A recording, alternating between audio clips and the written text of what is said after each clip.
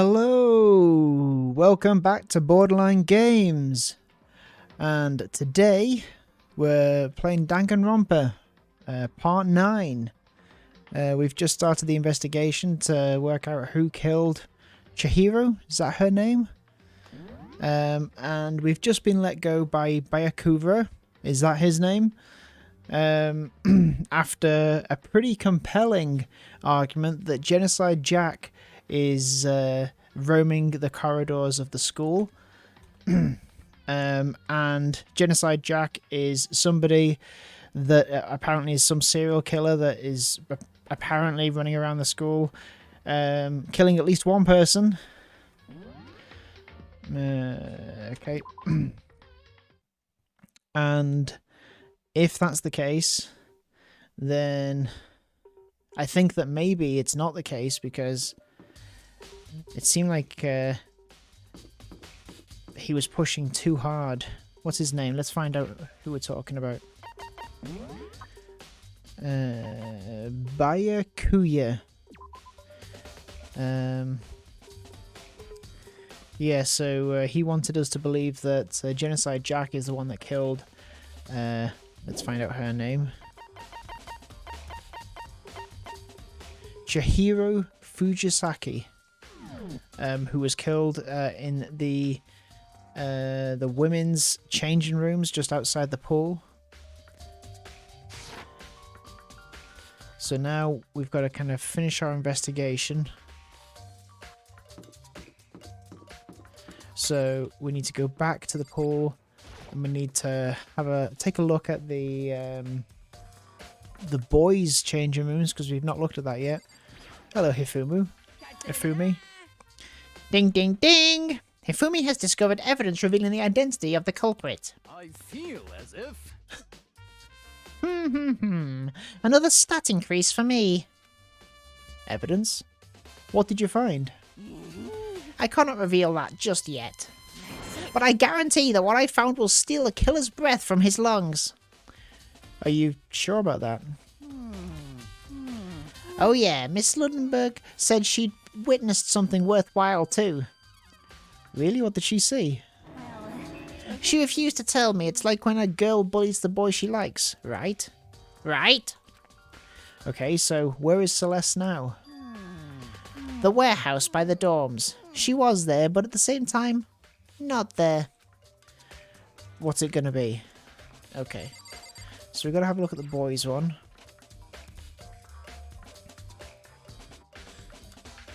I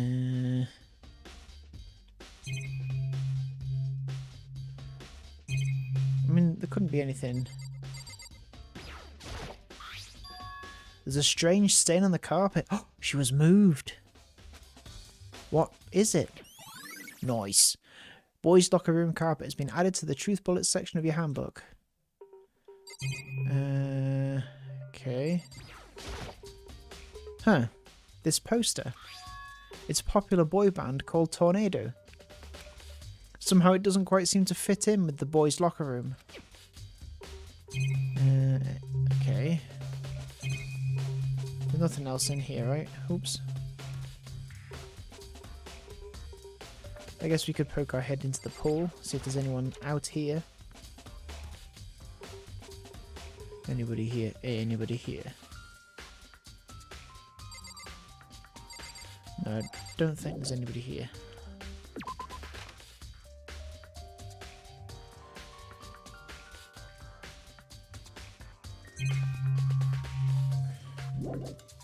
Okay, let's go back. Let's go into the girls' room. Let's go to the warehouse.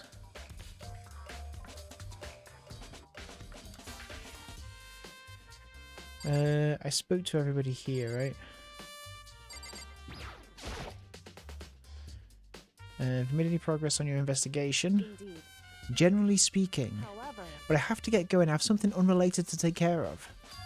Something besides the investigation. What is it? well, Nothing you need to worry about. Just concentrate on the murder. But so then, before I go, let me give you one piece of advice. You should examine Chihiro's body one more time thoroughly. Also, her handbook is missing. You might want to determine its whereabouts. Goodbye. That's it. I'll be praying for your success. With that, Kyoko turned and left the girls' locker room. I guess I'll take another look at the body then. And Chihiro's handbook is missing. That's definitely worth worrying about. Nice. Chihiro's e-handbook has been added to the truth bullets section of your handbook. Kyoko said I should examine the body one more time. I know she said thoroughly, but I do have my limits. Well, I better give it a shot anyway. Let's see. Chihiro's hands are bound with what looks like some kind of rope. The rope was used to prop her up in a kind of crucifix position. Huh? The rope has a plug. Wait, so then this isn't a rope at all. But the more I think about it, the more that's not the only thing that concerns me. Chihiro's fatal injury was a blow to the head, which means someone struck her in the head in order to kill her. That's right. There's the issue of her being suspended and the fatal blow. At first I didn't see any reason to think too much about either of them. But seeing them again after looking through the Genocide Jack file, something's not quite right. What does this all mean? Noise. Status of the dead body has been added to the truth bullets section of your handbook. Well, the one thing most likely to tie all these mysteries together is the true nature of the rope that was used to suspend Chihiro. And to figure that out, there's a certain place I need to revisit and look over again. Plus, it might help to look at the Genocide Jack case file one more time. Okay, back to the library, I guess.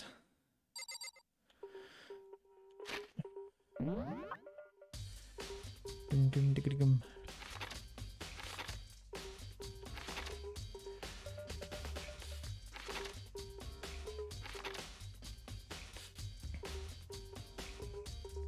Can I not go there?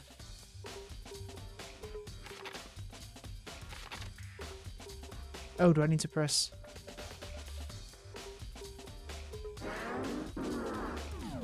Maybe I need to go back.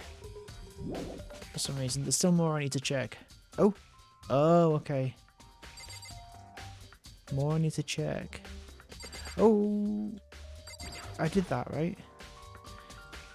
Blood is the most noteworthy part. Okay, it's the bloodstained poster. The blood is the most noteworthy part, but the big-breasted swimsuit model is pretty noticeable too. Oh, they've been swapped. The girls' locker room doesn't seem like the kind of place you'd find something like this. Oh, but wait, that reminds me, the poster in the other locker room is... That's right, there's definitely something strange about this. In the boys' locker room, there's a poster of a popular boy band. In the girls' locker room, there's a poster of a big-breasted swimsuit model. Could the posters have been switched? But if they were, why? What reason would anyone have? Maybe I should talk to someone who knows a little more about the locker rooms. Nice. 2 locker room posters have been added to the truth bullets section of your handbook.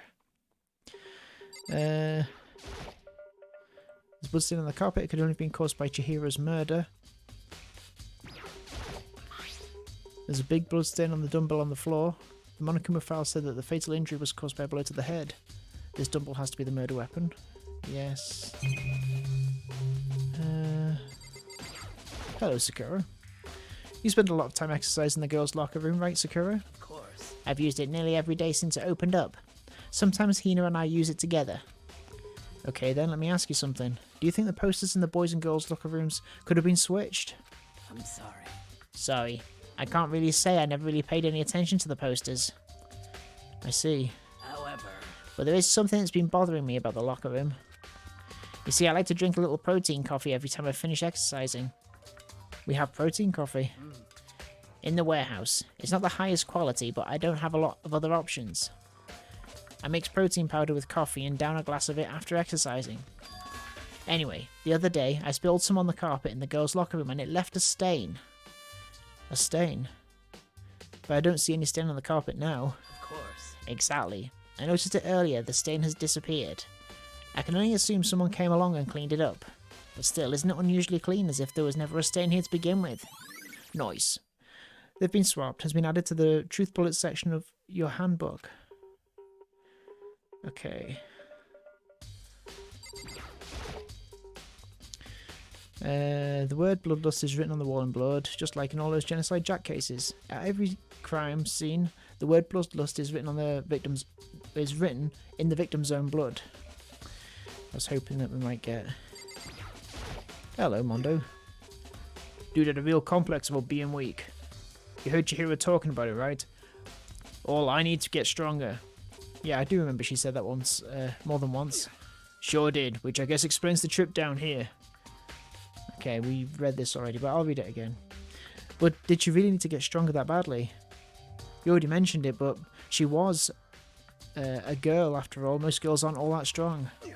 I don't know, man. I haven't really thought about that stuff. Chihiro's complex, where did it come from? So maybe I can leave now. Okay, so now can we go to the library? Do, do, do. Not that way. This is where the library is.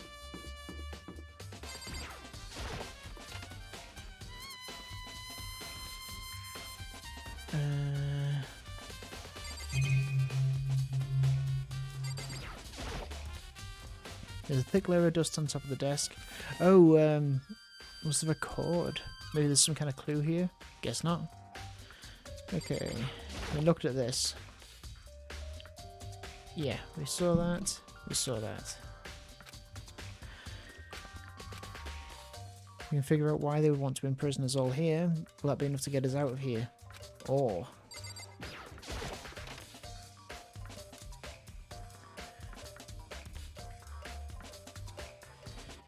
Okay, so in this box, the wooden box is empty. Extension cord was in there before.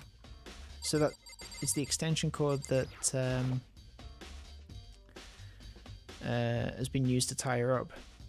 I want to take another look at the Genocide Jack's case file. I know it was around here somewhere. It's gone. Did someone take it out of the archive? The only one who would do something like that. I can't think of anyone but Byakuya.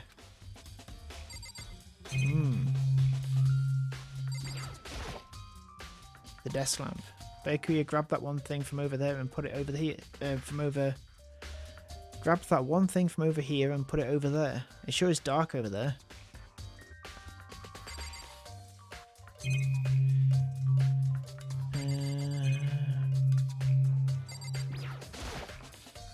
This document's about the secret council revealing the kind of truth a commoner shouldn't go near. Okay, so I guess there's nothing else. It's the report on the presidential assassination. It's really intriguing, but if it means I become a target, nope. I'll leave it where it is. Thank you very much.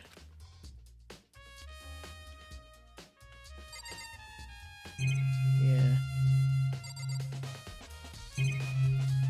Nothing else in here, I don't think, right?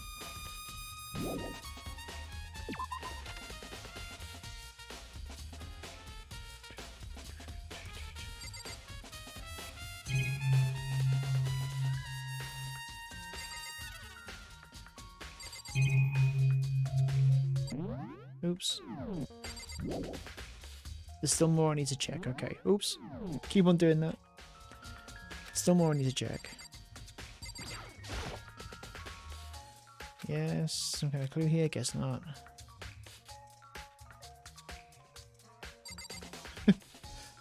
Okay. So what do I need to check? This lamp? Huh, the lamp won't turn on. Oh, I see, it's not plugged in. The lamp's cord isn't long enough to reach the outlet from here. But last time I saw it, it was definitely on, and it was definitely right here. Oh, that's right, Byakuya was using an extension cord. But there's no extension cord here now. I wonder if... Noise. Library desk lamp has been added to the truth bullet section of your handbook. I don't think there's anything else. Maybe there's some kind of clue here. Guess not. Okay. Yes. So the extension... How are you? Hello, Rookie Wee. Is that right? How's it going?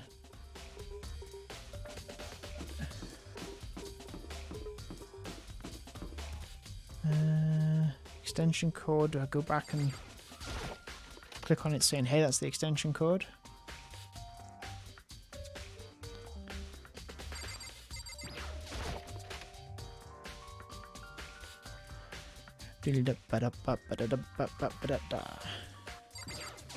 No, not that. Why would anybody do that? They're bound with what looks like some kind of rope. It's not a rope at all. Yes, yes. Someone struck her in the head in order to kill her. That's right, there's the issue of her being suspended and the fatal blow. At first I didn't see any reason to think too much about either of them. The victim suffered multiple stab wounds across his body, believed to have been inflicted with the same scissors that were later used to attach the victim to the wall. Oh, I guess the other thing is that they're always like stabbed with scissors. What does it all mean? There's a certain place I need to revisit and look over again. I've done that though, haven't I? I've got to go to the warehouse, I know that much.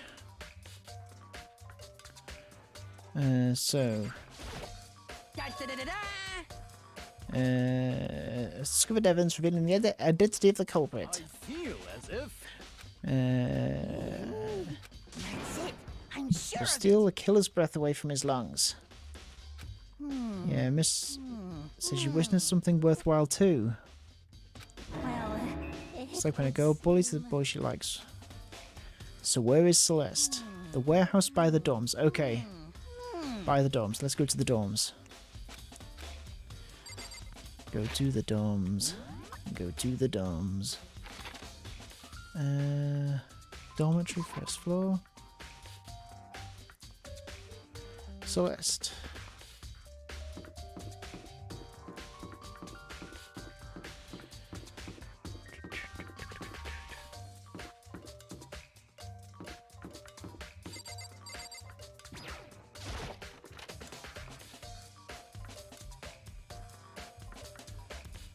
Not here. It's not a warehouse.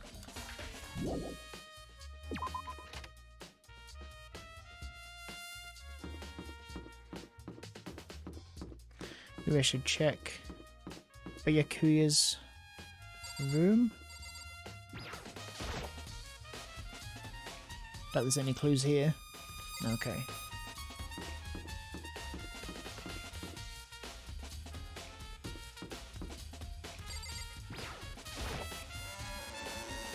Where is this warehouse?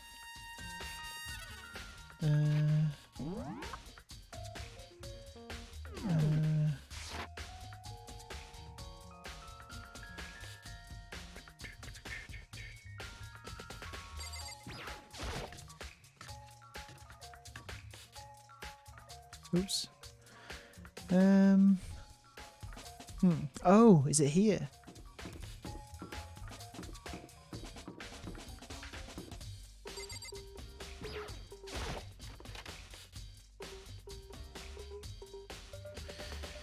Are you here? Yes, I thought so. Hello, Celeste. Celeste, what are you doing here? This warehouse is amazing. It has absolutely everything one might need to live a full life. From food to clothes to towels, there's an endless supply to choose from. I see that, but have you found anything related to the case? I knew you were going to ask me that. I thought talking about the warehouse itself might misdirect you, but I see it was pointless. Then you did find something. Very well, I will tell you, and only you. Actually, Last night I saw her here. Chihiro was in the warehouse. What, really? indeed. This was right before nighttime. What are you doing out this late? Oh, I was just... Are you planning to go exercise, perhaps? What? How did you know? Because I can see a blue track jacket sticking out of that duffel bag you're carrying. Oh, you're right. Thanks. Well, I'd better get going. I'm kind of in a hurry. She stuffed the jacket into her bag in a hurry. It was almost like she was trying to hide it. And just like that, she was gone. Yes, indeed. I assumed she was merely stocking up to go exercise in the morning, but it would appear she ignored the nighttime rule and headed directly to the girls' locker room. If she hadn't broken our rule, none of this ever would have happened. You get what you deserve, I suppose. So apparently, she went to the girls' locker room late at night in order to exercise without anyone knowing.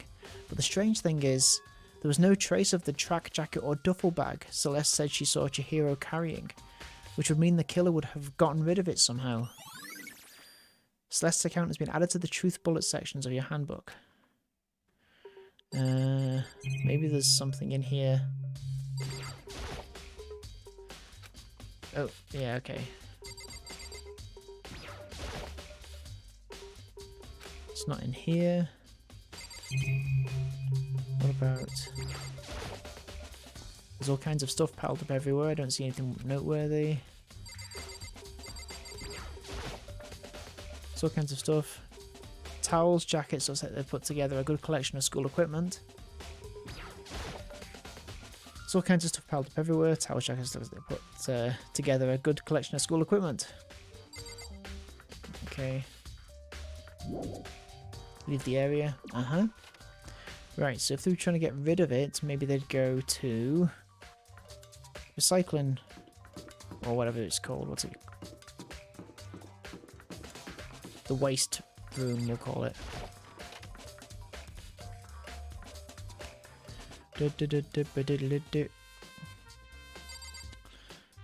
Okay. Trash room. This is the trash room, the dump in other words, but with the gates in the way I can't actually get inside. Anyway, it's not related to the case, there's nobody left who could do what Leon did. Okay, that's fine. There's a hatch on the floor.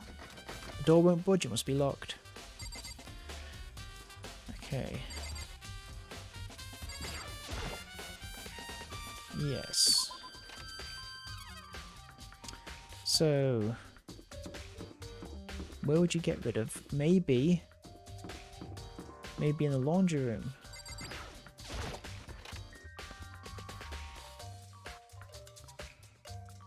Bum bum bum bum. Whoa, okay. It's a washing machine, which has nothing to do with the case. Noise. Oh, is everyone going to give me a coin? Because that'd be great. It's a washing machine, which has nothing to do with the case. Noise.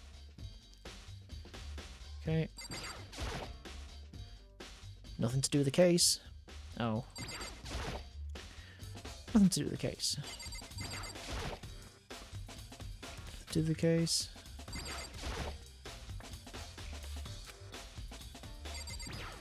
So it's like a, it's a jacket, right? It's not any of these.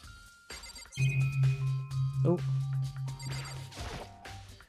Swimsuit's still hanging out to dry. But I don't think there's anything to do with the case.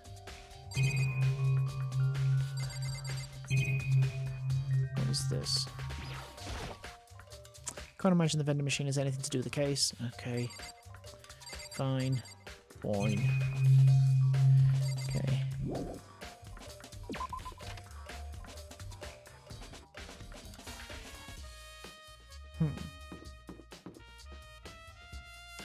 See if there's anybody in here. Oh.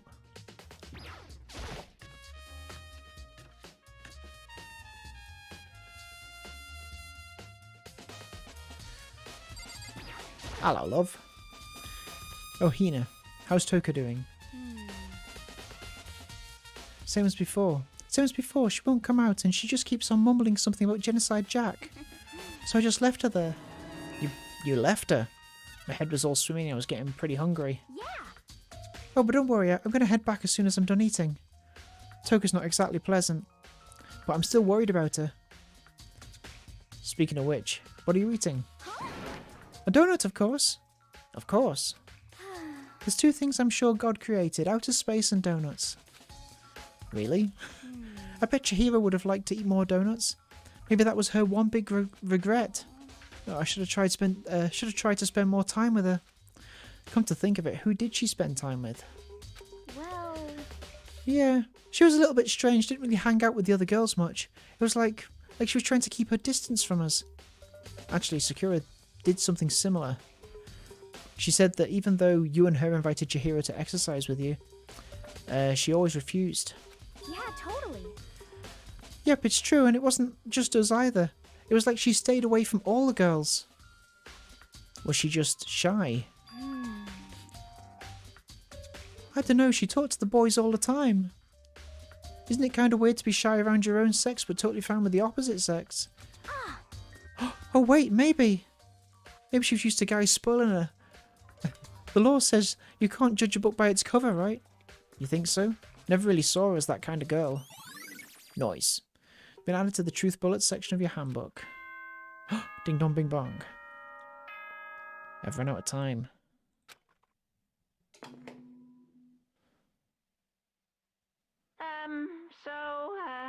I'm getting tired of waiting. Shall we just plunge right in? It's the moment you've all been waiting for. The class trial. You remember where to meet, right? Please go through the red door on the first floor of the school. See you soon. Right, okay. Begin the class trial, or... It's about to begin. The red door is right through here. Do I have to go through? There's no running away now. The red door, I have no choice but to go through it. Okay.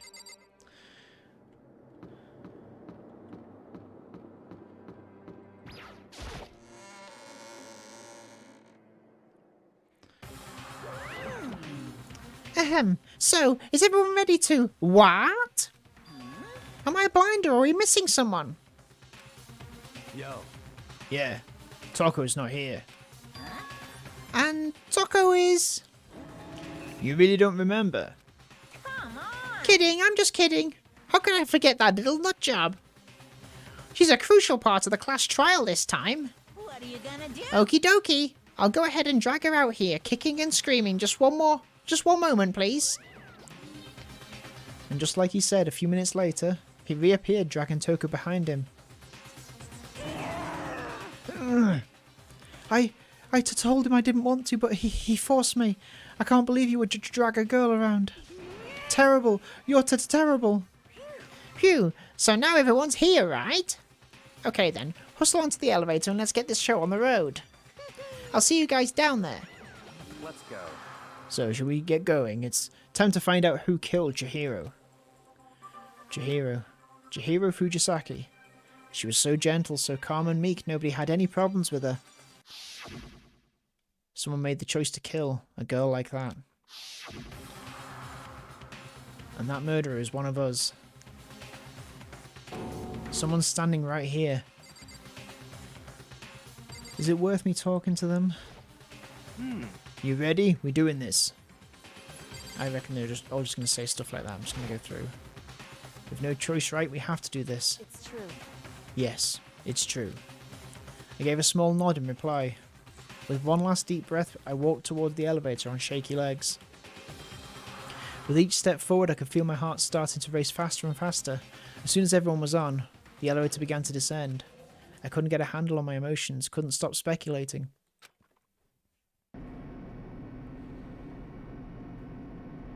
The steel box sank with heavy clunking sounds deeper and deeper into the ground.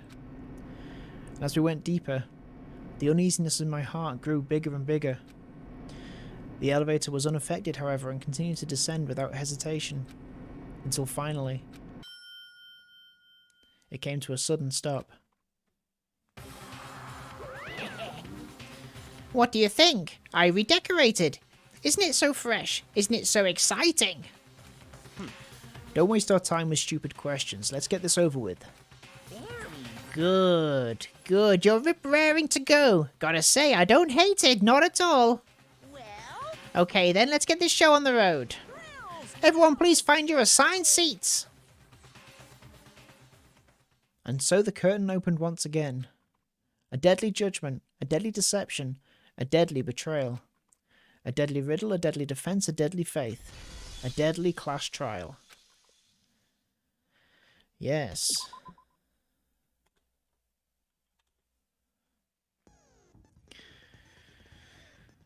Okay.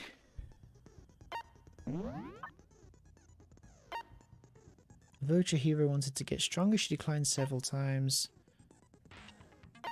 Chihiro told anyone willing to listen that she wanted to get stronger. This card reader You need a male student's handbook for the boys' locker room and a female student's for the girls. It's not possible for 2 people to enter at the same time. The handbook of each student that has died is placed in the mailbox in the main hall. One of the handbooks found in the main hall had been broken, which is apparently a rare occurrence. Junko and Sayaka's handbooks both seem to still work, so it is assumed that the broken handbook is Leon's. However, Monokuma claims it's very unlikely that Leon's handbook would have broken. Okay. They were killed in the same way and mounted. Profiling indicates the killer is likely a student suffering from a split personality.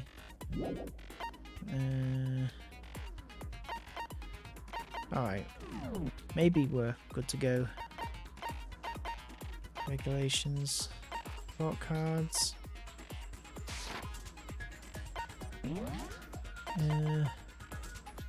Increases the time limit of each phase, effective during the class trial. Costs 3 SP. Seems useful. Robot Jock. Increase your truth bullet rate of fire, effective during the non-stop debate, and the bullet time battle final strike. Costs 3 SP. Vocabulary. Increase bullet capacity, effective during the bullet time. Oh, I can't use that. Handiwork. Oh, I can't use that either.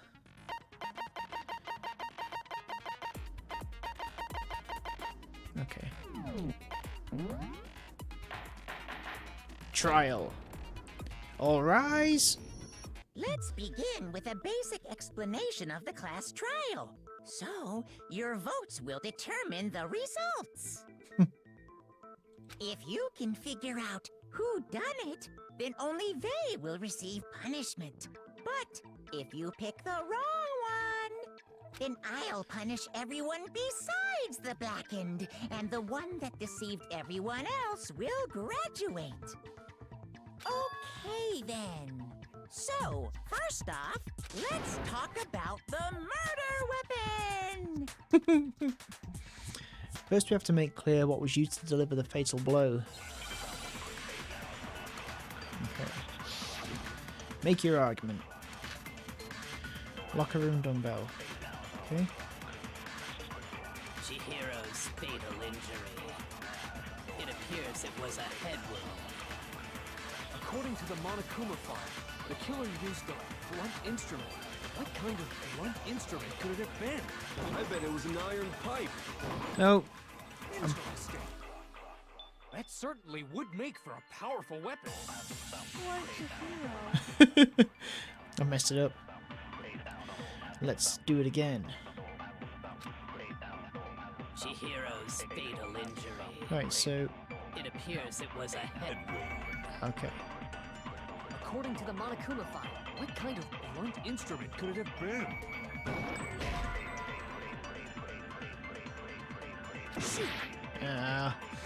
I've got to do it when he says a lead pipe or whatever, right? God damn it. Chihiro's fatal injury. It appears it was a head wound. According to the Monokuma file, the killer used a blunt instrument. But what kind of blunt instrument could... I bet it was an iron pipe. No. No, that's wrong. No! Break. Can we agree that the object that dealt the fatal blow was the dumbbell, found at the scene of the crime? It was covered in blood. Oops. And there was nothing else at the scene that could have caused that kind of injury. And the wound on the victim's head is consistent with the shape of the dumbbell. Yep. As far as I'm concerned, there's no mistake and no room for doubt on this one. Absolutely not. You looked at her head wound? Yes! That's so creepy! If you don't mind, I will proceed from here. Let's move on to discussion of the culprit. Although, I believe the criminal behind this heinous act is already quite clear. What? For real? Chihiro's killer is... the fiendish serial killer, Genocide Jack.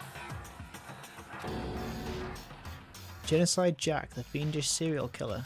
Did he really kill Chihiro? No. A new element has been added to the non-stop debates. Would you like to hear more? Absolutely. Lines of white noise will appear to disrupt your reactions. Your truth bullets will disappear if they hit these lines, so think of them as obstacles in your debate. But there's a way to keep the white noise from getting in your way. Press the right mouse button to attach the silencer, which you can use to shoot down the white noise. However, if you shoot an actual remark with your silencer instead of the white noise, the time limit will decrease, so take careful aim when you have your silencer out. Oh my god. Oh, but if your action difficulty is set to gentle, white noise won't appear at all. In which case, you can forget about the silencer and just focus on the situation in front of you. Well then, good luck and have fun. That's the most important thing about judging a murderer. Have fun. Genocide Jack case file. Alright. The culprit is Genocide Jack. I'm sure. Case closed, as far as I'm concerned. But that's impossible. Why? What makes it impossible? Well, I mean, come on. There's just no proof for it. No, that's wrong. Is that wrong? Oh. I might know one reason he could be involved. Alright, give me 1 second. So, I might know one reason he could be involved. What? What? I found this file while I was looking around the archive in the library. I guess it's some kind of confidential file the police put together about the Genocide Jack case. What? That's kind of weird as shit, isn't it? What was something like that doing in the library? The why of it is probably more trouble than it's worth. So let's forget about that for now. Oh yeah. More importantly, Be convenient for you. it outlines all the specifics of every Genocide Jack case in exceeding detail. According to the file, there appear to be two defining characteristics in every Genocide Jack case. The first is that a bloody message is found written at the scene of every murder. Oh, that's right. Boob lust. No. It's actually bloodlust. But more important is the other characteristic, and it's something that has never been made public. Never made public? What the hell is it? Why don't you tell them, Makoto? The other characteristics of every Genocide Jack case, which the world at large doesn't know. If I'm not mistaken, it has to do with the positioning of the body. How the victim was positioned. I got it! I got it! Apparently, in every Genocide Jack case, the killer suspends the body in a certain way. Other than the killer, the only people who know about this are the higher-ups in the police department. However, Chihiro was most definitely suspended in the same way. So, how did the culprit know about this when only high-level police officials were aware of it? There's only one logical answer I can think of. It's because the culprit in this case is the real Genocide Jack. No fucking way! You're saying Genocide Jack is one of us? Yeah, good girl. There she is.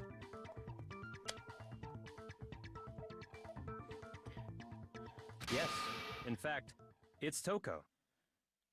What? What? Genocide Jack's true identity is Toko Fukawa. I think maybe Toko's being framed here.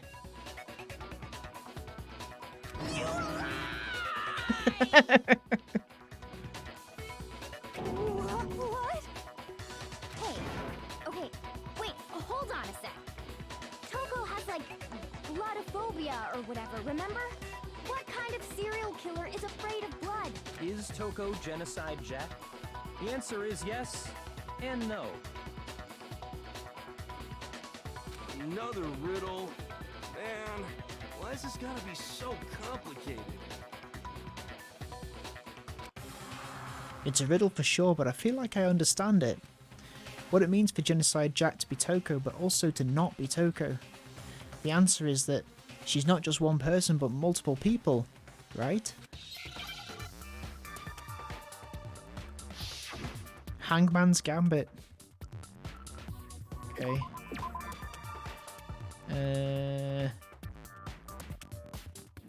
What are we spelling? What are we spelling?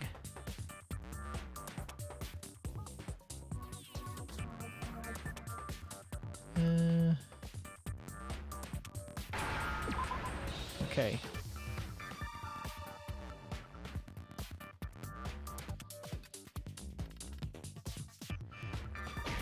It's not that. Oh, it's not that.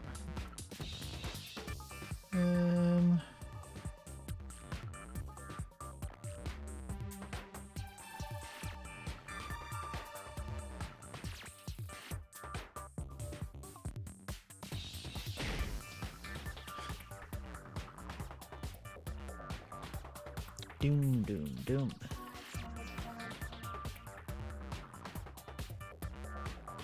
It's not a C. It is a C. Are we saying schizo? We are. Now I understand. Now I understand. Is it because Genocide Jack has a split personality? Give me one sec. Hagrid's whining, my little shih tzu. Huh? I think I read that somewhere in the file too. They thought that the suspect might have, what did they call it? Dissociative identity disorder. Oh, okay. But still, to go and say that about Miss Fukawa is... Perfectly acceptable.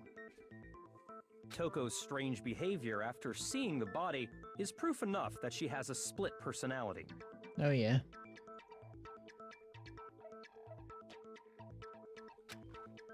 The one thing that shows Toko could have a split personality has to do with her behavior. Her behavior changed. I got it! I got it! You're talking about how she started acting totally different than usual, right?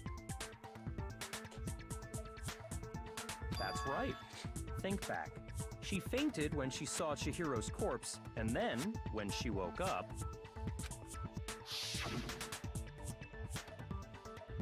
I'm fine. I'm fine. Yeah!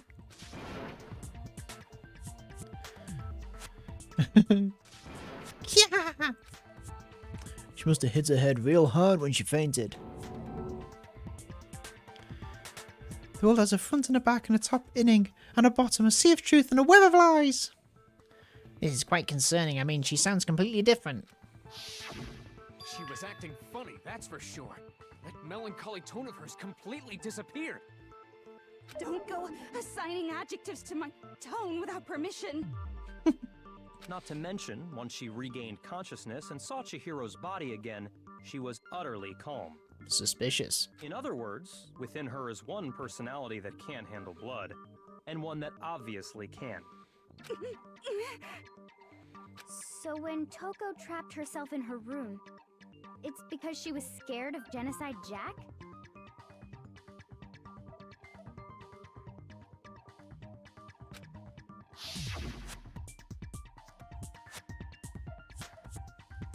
We won't let Genocide Jack have control. To drive out the killer, to drive out the murderous fiend. The reason she locked herself in her room wasn't to keep other people from getting in. It was to keep her other personality from getting out. What? What? Toko was afraid. Afraid of the murderous fiend inside of her. Of killing even more people. How? Yeah. How can you know all this? I do believe you misunderstood her. What she's trying to say isn't, how can you know all this?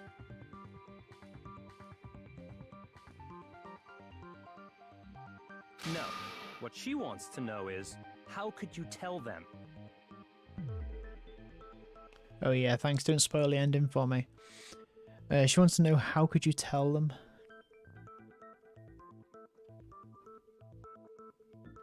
Huh? Last night, just before Monokuma gave his motive speech, Toko and I had a strange conversation. She told me a most interesting story. She said a murderous fiend lived within her, and she was afraid it could appear and attack at any time. And that trepidation is what's caused her to have such a bleak attitude. Isn't that right, Toko? This is all a lie. Right, Toko?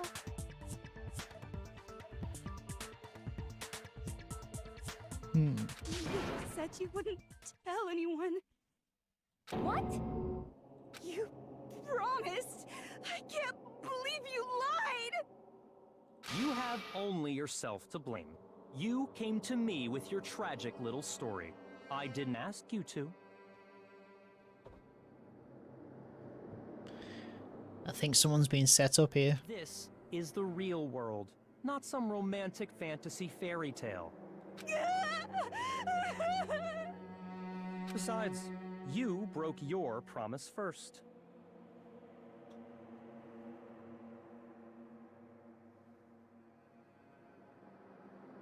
You said that as long as you were here, no matter what, you wouldn't let Genocide Jack kill anyone. He's framing her. But in spite of that promise,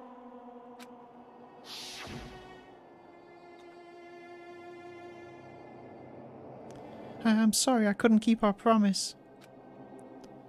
But don't worry, never again. I won't let Genocide Jack have control ever again. You said if I kept my promise, you would go out with me. Oh, That's the only reason I promised. how many times do I have to tell you? I never said that. But you weren't able to do it.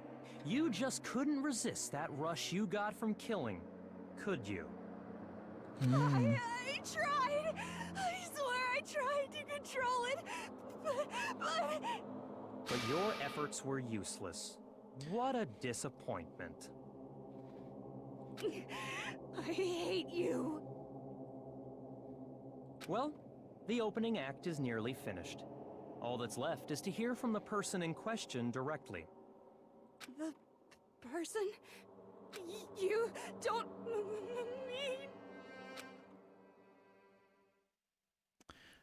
Toko's body suddenly lunged backwards. A huge thud echoed across the courtroom, but in the next second...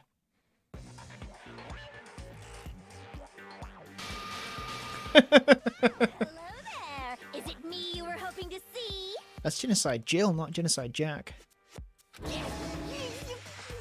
heck? So you figured it out, huh? Well, whatever. What are you gonna do? I'm the ultimate murderous fiend, Genocide Jack! Or better yet, let's go with Genocide Jill! What the fuck is this? Toko, what happened to you? Bum bum bum bum bum Not bum. Toko, that's a loser name, and what happened is a textbook split personality.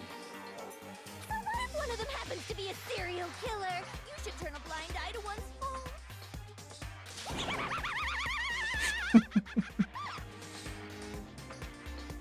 So intense. Like they say, sound in murderous mind, sound in murderous body. This one is so different from the one we've come to know. Yes, well, the world is composed of a front and a back, you know. Just like how every inning has a top and a bottom, or how in the depths of every truth lives a little lie. Behind every dark and gloomy soul lives another that shines as bright as the sun!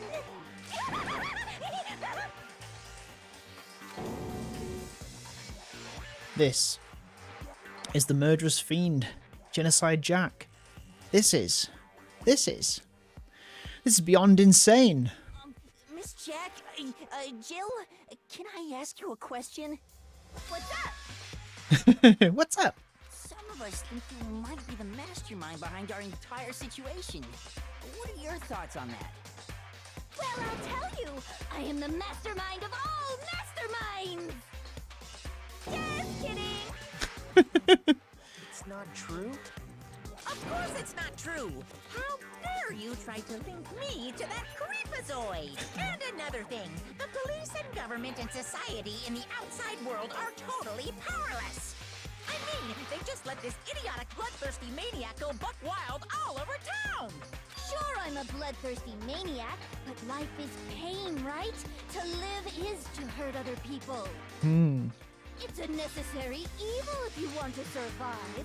The act of living itself causes pain for everyone. Just kidding again! I love her. This should be enough to convince you. This murderous fiend is responsible for Chihiro's death. There's clearly a motive, so there should be no doubt. A motive? Remember what Monokuma told us? If someone didn't murder and graduate within 24 hours, an embarrassing memory or secret would be revealed. Well, let's assume that Toko's secret was about Genocide Jack. If a secret like that came to light, Toko's life would have undoubtedly been forever ruined. So she had a very clear motive to never have that side of herself exposed. Interesting. Very, very, very interesting. But sorry, as much as I hate to admit it, I'm not the culprit. Huh? But I cannot imagine anyone other than you could murder someone in such a bizarre fashion. Maybe so, but nevertheless, it's the truth. Do you really expect any of us to believe you? Yeah. I could never believe a word you say, you monster. Yeah. Maybe. Maybe she's totally right about that, but something's still bothering me. What she said, I need to get more details about all of this.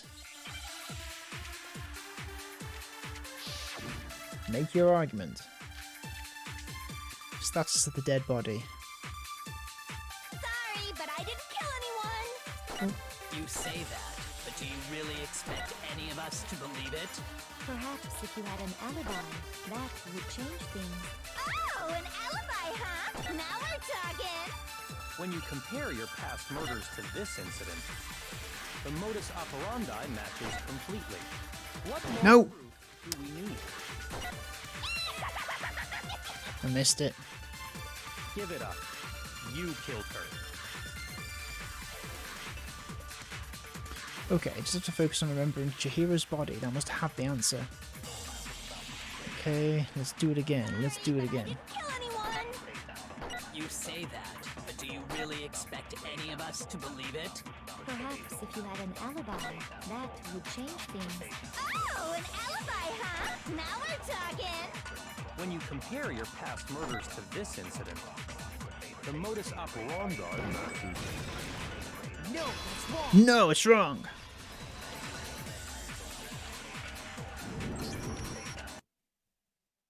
Are the methods of murder really exactly the same? I'm not so sure about that. I think there's a slight difference between the Genocide Jack cases and this one. Huh? How's it any different? Uh-oh, you don't know? Well then, human garbage, let me tell you! I murder with passion and conviction. I consider myself a professional, and I have a very particular way of doing things. Imagine you go to a fancy Italian restaurant. They're very picky about the noodles, the sauce, everything. But what happened to Chihiro? It'd be like if that same Italian restaurant started using ragu or Chef Boyardee. This is no creation of mine. Let me rephrase that, in a way that maybe makes more sense. There are two clear differences between the Genocide Jack cases and this one. There's one clear difference between the murders. In the photos from the other Genocide Jack cases, look at the neck and the stomach. Here you'll see a difference. The style of the balloon message. Well, the victim's fatal injury is definitely different because it's with the scissors on the other one. I got it! I got it! For one, the cause of death is different. In the Genocide Jack murders, all the victims were killed the same way. According to the case file, they were all apparently killed with a pair of scissors. But Chihiro died from a blow to the head, right? Ah, yes. That is remarkably different from the other murders. Wouldn't it be strange for someone who kills the same way without fail to suddenly change their method? And there's more. One more conflicting detail.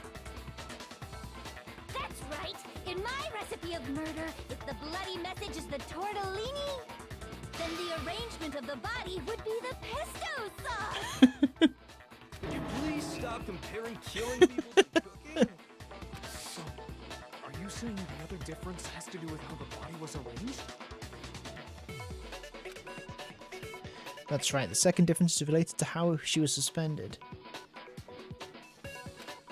In the photos of the other Genocide Jack cases, all the other victims were stabbed through their hands. Here you'll see a clear difference. What was used to suspend her? I got it! I got it! Do you remember what the killer used to suspend her? They used some kind of rope to hang her up by her wrists. That's right. What is your point? Well, in all the previous Genocide Jack cases, something else was used to suspend them. That's right. Specifically, pairs of razor-sharp scissors. And guess what? I used my own specially designed scissors for the murders and the arrangement! Like I said, I'm a professional, so naturally I'm very picky about the tools I use. And you know what else? Big Mac said there's two differences, but he's wrong. Big Mac? Are you referring to me? Listen up, Big Mac. There's actually one more difference. Huh? My word, you really didn't notice? Take a look at who the victims were in each Genocide Jack case. Amen. There's a pattern there, just waiting to be discovered. Pattern? Figure that out, and it'll be plain as death why I couldn't have possibly killed that little lolly girl. Let's see. There was a pattern surrounding the Genocide Jack victims and Chihiro didn't fit it. If you look at the names of every victim, what you'll notice is... I think I figured it out. I don't know why she couldn't have... I know why she couldn't have killed Chihiro, because... Chihiro was her lover, because Chihiro was a girl. Yes. I got it! I got it! Is it because Chihiro was a girl? Bingo! Bullseye! Right on the money! What are you talking about? What are you talking about? In all the Genocide Jack cases, all the victims had something in common.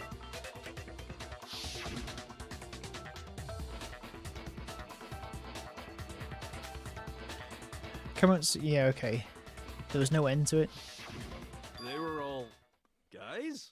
That's right! The people I kill with such passion and conviction are all adorable little men! I can't believe I said it! I'm so embarrassed! What the hell is wrong with you?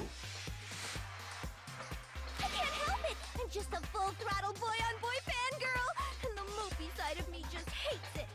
But now I'm on the fast track to becoming a full-fledged fan madam! So since Chihiro was a girl and not an adorable little man, you wouldn't kill her? Would an Italian chef suddenly start making ramen just because they're both noodles? Don't be stupid. I have too much passion and conviction to cross that line.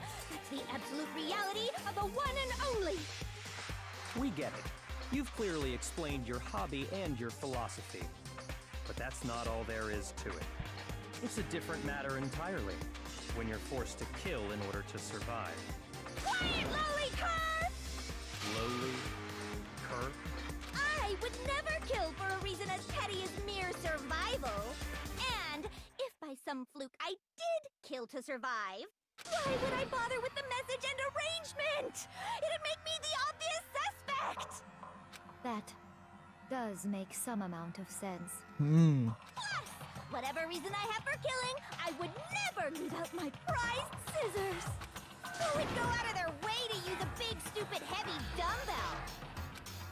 Good point. Maybe you used the dumbbell because you couldn't find any scissors in the school? Any scissors? I don't just use any scissors. I only use my own set of high-class, envy of the entire world scissors! Okay, whatever. There still aren't any in the school. Are you sure about that?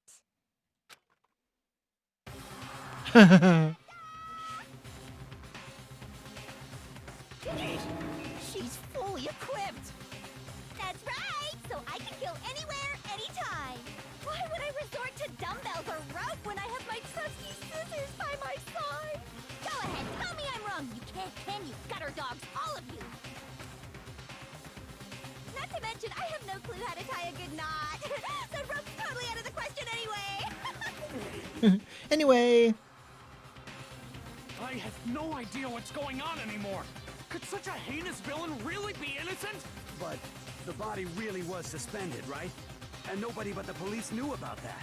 Yeah. That's why we figured it had to be the real deal and not some copycat killer or whatever. Actually, hold on. There is one person. One person who could have copied the Genocide Jack cases. Select someone. Well, the only person who could have done it...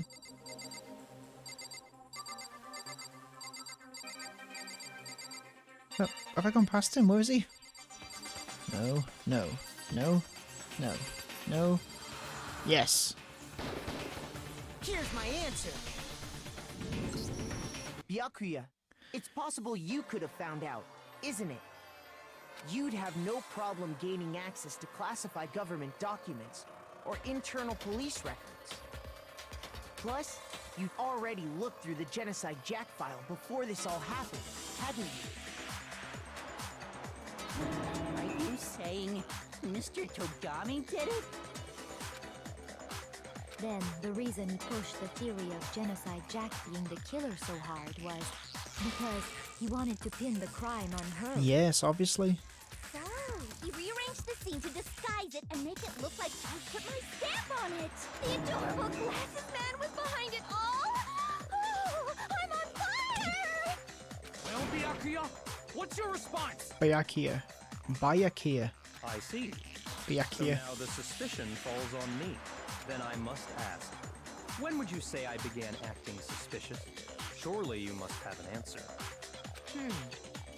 Looking back and thinking about it now, the way you were acting right before we discovered the body was a little strange. And the locker rooms. They're suspicious, very suspicious indeed, wouldn't you agree? Oh, because he was saying that it could only be a girl? It seems nobody searched the locker rooms. Let's start with the girls' locker room. Yeah, I already know that. You wanted to go to the girls' locker room right away, right? But since you're a guy... I should have naturally thought of the boys' locker room first. Is that what you want to say? The victim was Chihiro, a girl. Hence why I said we should check the girls' locker room. Nothing strange about that, I'd say. On the contrary, there's something very strange. Okay then, what's so strange about it? Go ahead, share with the rest of the class. There's a clear contradiction in what Byakuya said. You need to make it clear to everyone. New elements have been added to... Yes. Absolutely. We're going to add something called a truth flashback. If you aim at a weak spot and hold down on the left mouse, okay, then you'll memorize that weak spot. This memorized phrase can only be shot once as a single truth bullet. If you shoot or change the truth bullet, it will disappear from your truth cylinder. However, you can use this flashback feature as many times as you want. If you don't seem to have the answer to a lie or a contradiction in your loaded truth bullets, it might be wise to memorize a different weak spot and use that to make your case. When's the best time to flashback? Well, you'll just have to use your keen wits, won't you? In this case, though, I'll say that if you don't use a flashback, you won't be refuting anything. Well then, good luck and have fun. Okay, flashbacks. Make your argument. Monokuma file, number 2. So, you said Byakuya was acting kind of weird before we found his body. But he was acting weird... how? If you're presented with the opportunity to check out the girls' locker room, You absolutely take it! It's a natural reaction for any guy! The victim was Chihiro, who was a girl. So of course I would suggest we check the girls' locker room first. There was no time for pointless distractions. Okay. What's so strange about that? You wish you'd taken me with you? Being a girl, I realize there's a clear contradiction. Hearing Byakuya's comments about Chihiro being a girl, because it doesn't make sense how he could have known before we'd even found it. Okay. So, you said Byakuya was acting kind of weird before we found the body. But he was acting weird... how? Before we found the body. Presented with the opportunity to check out the girls' locker room. You absolutely That's a natural reaction! The victim was Chihiro, who was a girl. So of course I would suggest we check the girls' locker room first. There was no time for pointless distractions. What's so strange about that? You wish Right. you'd taken me with you? Okay, so then gotta do it as soon as he speaks. Makes sense. I could have known. Yeah. So, you said Byakuya was acting kind of weird before we found the body. Okay, just But making he was sure acting weird... that I can do that properly. If you're presented with the opportunity to check out the girls' locker room, That's a natural reaction for... The victim was Chihiro. How did you know that? No, it's wrong! Wrong! I'll tell you what's so strange about that. Because up until we actually discovered the body, we couldn't have known who the victim was. So your claim that you went to the girls' locker room first because Chihiro was the victim doesn't hold up. I see. That's a good answer, I must admit. Interesting. Very interesting indeed. But your reasoning is still too weak. Huh? What's wrong? Is that it? Surely you've got more than that. Go ahead. Show us. What's with Byakuya's attitude? It's like he doesn't even care. I've got him cornered, but he's acting like it has nothing to do with him. What's the matter? You're not finished already, are you? There must be more to it. There is. I think. There is more to it. Think about it. We just talked about the differences between this case and past Genocide Jack incidents. The proof you're looking for is hidden in there. Oh? Proof that I'm the culprit, you mean? The differences between this case and other Genocide Jack murders, the evidence that proves Byakuya is responsible is hidden in there. What could it be? What could it be? Library desk lamp. What? The difference between the cases? You want me to explain it again? When I want to kill, I use my very own special scissors. And I use those same scissors to arrange the body. But Chihiro was suspended with... It was some kind of rope. Was it not? That's right! It absolutely was! then there must be something very fishy indeed about that rope. Hey, Byakuya, where'd you get it from, huh? I'd never seen that rope before in my life.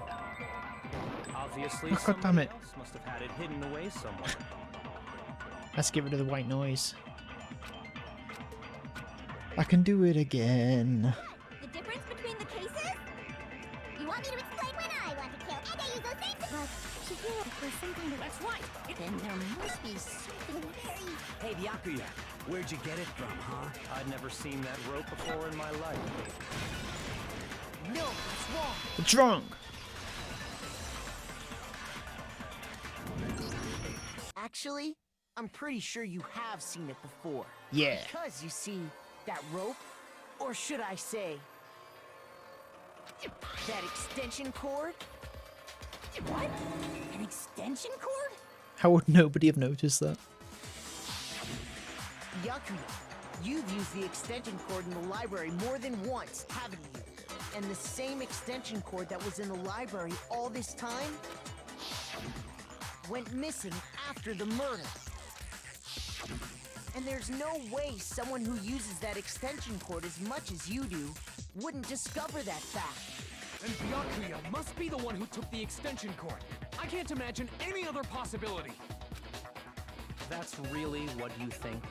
Then your conclusion is something like this. I killed Chihiro in the girls' locker room, then hung her up and wrote that bloody message. I intentionally made it look like Genocide Jack was behind it. Is that about right? He's doing it again. He's totally calm, totally unconcerned, as if he's not even involved. Wait, not even involved. What's wrong? I asked you if you think that's what happened. Hell yes, that's what happened. So that's it, right? Byakuya's the killer. Yeah, he's not. Disagree with not disagreeing. He kept calling this a game, right? So he'd be totally willing to do something like this to win. Sorry, but could we hold on just a second? I think we need to talk about this a little more. Huh? Do we really need to? We've already decided who did it. That's a bit suspicious, Yasuhiro. I know, but still, there's something that's still bothering me. Is that right? And what, pray tell, is still bothering you? I killed her in the girls' locker room, then disguised my crime. Specifically, I dressed it up to make it look like it was the work of a homicidal psychopath. What about all that bothers you? Wait. What was that just now? Something's not right. Chihiro's body was definitely found in the girls' locker room, but does that mean... Can I really just accept what Bayaka said as the truth? No, I don't think so. There's definitely something wrong. The scene of the crime. I got it! I got it! You say you killed Chihiro in the girls' locker room, right? But are you sure about that? Isn't it possible that the murder took place somewhere else? How disappointing. What kind of question is that? Even in the world of disappointments, this is a true letdown. She was found dead in the girls' locker room. There is absolutely no question about that. How could the scene of the crime have been anywhere else? Well, I think it's entirely possible that she was killed somewhere else, then carried there later, along with the rest of the murder scene. The rest of the murder scene? That was awfully specific. Please tell me you have a reason for saying all of that. I do. I believe I do. Hey, Byakuya, did I just take you off guard? When the story suddenly moved to the crime scene, Byakuya, who had been so confident up until now, maybe Byakuya never realized that the actual scene of the crime could have been somewhere else? Hey, don't just move on without permission! What do you mean she was killed somewhere else? Come on, Makoto. If there's any chance the murder took place somewhere else, let's see the proof. Evidence that shows the murder took place somewhere else. There was something that was switched between the boys and girls' locker room. There was a bunch of stuff. Okay, well, there was that. Well, that, probably more. There was something that was switched between... Yeah, okay. I got it! I got it! The proof that she was killed somewhere else is... the poster that's hanging in each locker room. Your proof is some posters? The poster in the girls' locker room was a picture of a big-boobed supermodel. But don't you think that's kind of strange? Why would the girls' locker room have a poster like that? Exactly. Girls hate boobs. Jugs of hers were totally fake! Meanwhile, the boys' locker room had a poster of the super popular boy band Tornado. Boys hate boy bands. Again, that doesn't really seem to belong in a boys' locker room. Famously. So you're saying that maybe the posters were switched? And there's one other thing I noticed about the locker rooms. You know what I'm talking about, right, Sakura? You're referring to my protein coffee, aren't you? Protein coffee? While I was in the girls' locker room earlier, I spilled some protein coffee on the carpet. But I noticed that after the murder, the stain had been totally scrubbed away. No, it's not that the stain was scrubbed away. It was moved.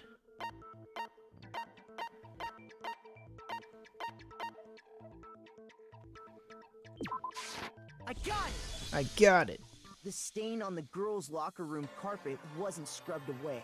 In fact, I found it on the boys' locker room carpet. That's definitely the stain from my protein coffee. Then, does that mean that the carpets were switched too? But why would anyone do that? To move Why the murder indeed? scene from one locker room to the other. It's certainly plausible, don't you? Oh, don't you think?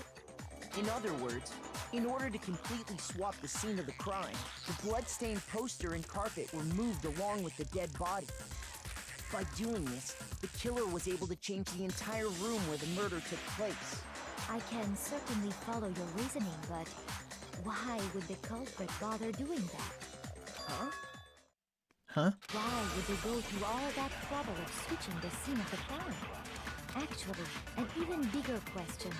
If the murder did take place in the boys' locker room, then how did Chihiro get in the boys' locker room in the first place? To get into the locker rooms, you have to swipe your e-handbook across the card reader device. But Chihiro's handbook should have only allowed her access to the girls' locker room. She had no way to get into the boys' locker room to begin with. No, she did have a way, and I can tell you what it was. I highly doubt that. Shut up! I'm telling you, I know how she could have done it. Is he right? Could Chihiro really have gotten into the boys' locker room somehow?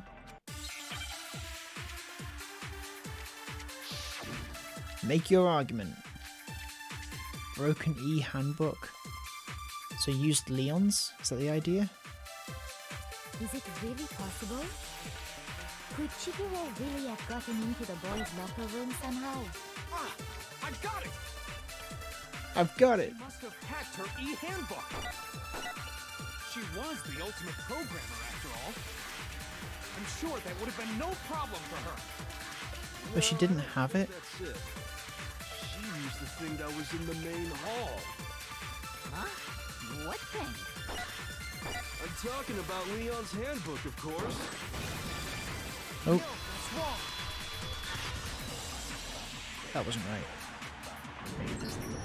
No, I don't think Oh. Chihiro used Leon's handbook. It was right. I didn't know. Why not? Why not? Because Leon's handbook was broken. Yeah. Oh. Well, then, yeah, I guess that'd be pretty impossible, huh? I am struck silent by how quickly you gave up.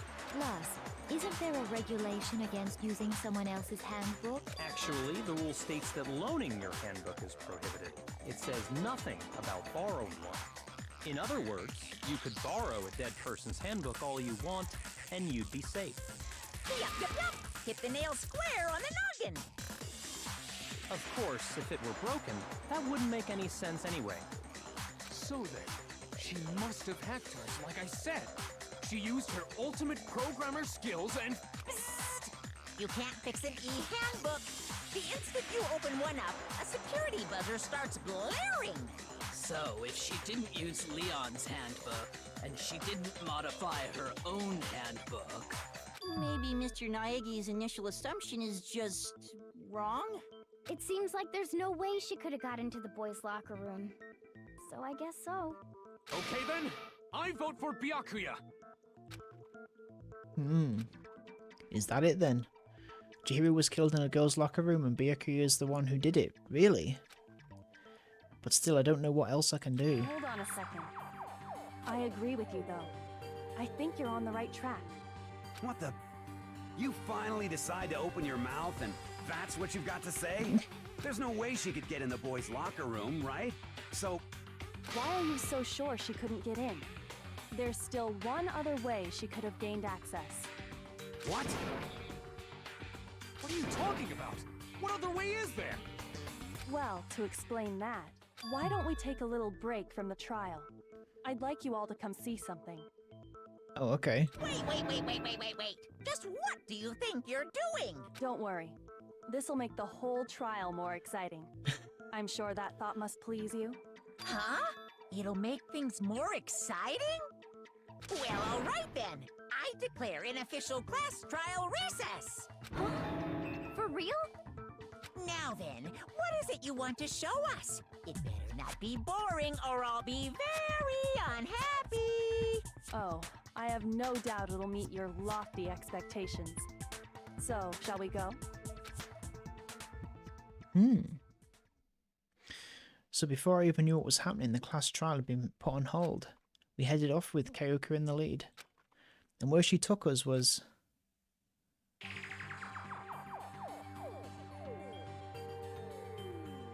The girls' locker room? We've already searched this place top to bottom! What are you trying to pull, Missy? I'd like you to examine the victim's body one more time.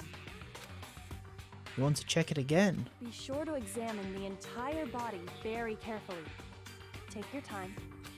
Examine her carefully? Like using our hands? Creep. No way, no way, no way, no way, no way! It's probably best if I don't run my hands all over a girl's dead body. It's not that I'm freaked out or anything, it's just based on religious grounds, you know? Very well. I'll do it. But you're a girl. You shouldn't have to touch a dead body. Just let one of the boys do it. No, it's okay. I think Chihiro would rather have a girl examine her. So just leave this to me. Sakura. What is this? Some kind of secret girl-on-girl action? Is that what you two are about? That's not it at all. Stop screwing around. Okay, here I go. I'm sorry, Chihiro. Please excuse the intrusion. Putting her hands together in a brief prayer, Sakura then began to quietly examine her body. Be sure to check her entire body, and I believe we will solve this particular mystery. Her entire body? I know you say that, but... What? This is... What is this... What is it? Not possible. It's not possible. Sakura's eyes were staring wildly at Chihiro's lifeless form. Her massive frame trembled. This girl is what? Is a boy. Okay. Ah, I see. So she was actually a he. Interesting. Thank you for confirming this fact. What? You're joking, right? I wouldn't joke about this. Then it's really true? Chihiro was a guy? Okay. Oh, what? You guys didn't know? Heck, I knew that right off the bat. Chihiro Fujisaki was totally a guy. He was a cross-dresser? Oh, I'm really on fire! I wish I had killed him! I don't like the So narrative of this. Yoko wanted to show everyone, huh? Interesting.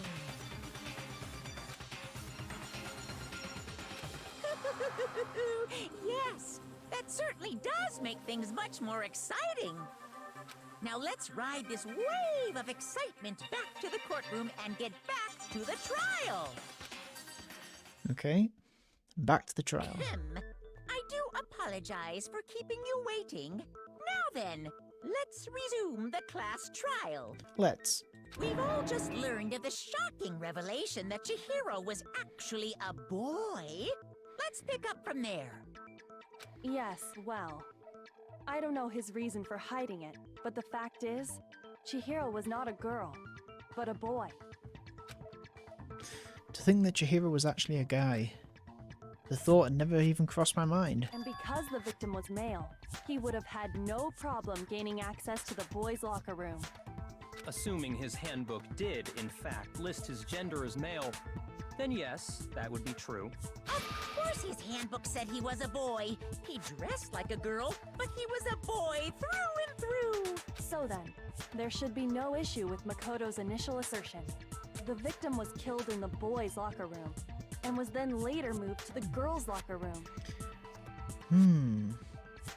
And the killer could have easily used Sayaka or Junko's handbook to get into the girls' locker room. So did someone move her for her sake? So no one found out her secret? So Chihiro really was killed in the boys' locker room? I still don't understand the motive for moving the body, but yes, that does seem plausible. Well, I must admit, I did find it rather odd. I knew he felt a little off. There was a certain incongruity to his female body. This is the most titillating situation! So now everything has been connected. All the mysteries have finally become clear.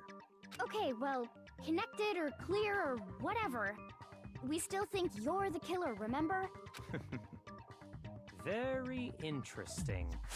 This has become very interesting indeed. He's off in his own little world. What about you, Makoto? After everything we've learned, do you still think Byakuya's the killer? Byakuya. Well, without a doubt, Byakuya is the one that made Chihiro's death look like Genocide Jack did it. But I think he might not actually be the killer after all. But aren't you the one who accused him in the first place? He just seems to be too easygoing about all this. Like he's enjoying us solving the mystery. The way he's acting, it makes it seem like it doesn't have anything to do with him.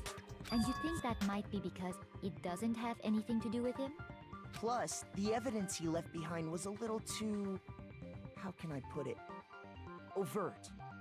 He consciously chose to use the extension cord, knowing it could connect him to the murder. At least, that's how I see it. And Byakuya, when you found out the murder took place in the boys' locker room, it seemed to rattle you. And then again, when you found out Chihiro was actually a guy. If you really were the killer, that stuff wouldn't have had any effect on you. So that's your thinking, huh? Well, it bothers me that you don't have more concrete reasons, but it's fine. I guess I'll mark it as correct for the time being. Mark it as correct? He's right. I am not the culprit. I just happened to come across the corpse in the girls' locker room and decided to alter it. Are you fucking with us right now? No, I am not effing with you right now. I'm telling you the truth. Effing. Well, I find it very hard to believe. Go ahead. Find it very hard to believe. You're free to be executed along with the rest of us. If you're really telling the truth, then why? Why do you do that to his body?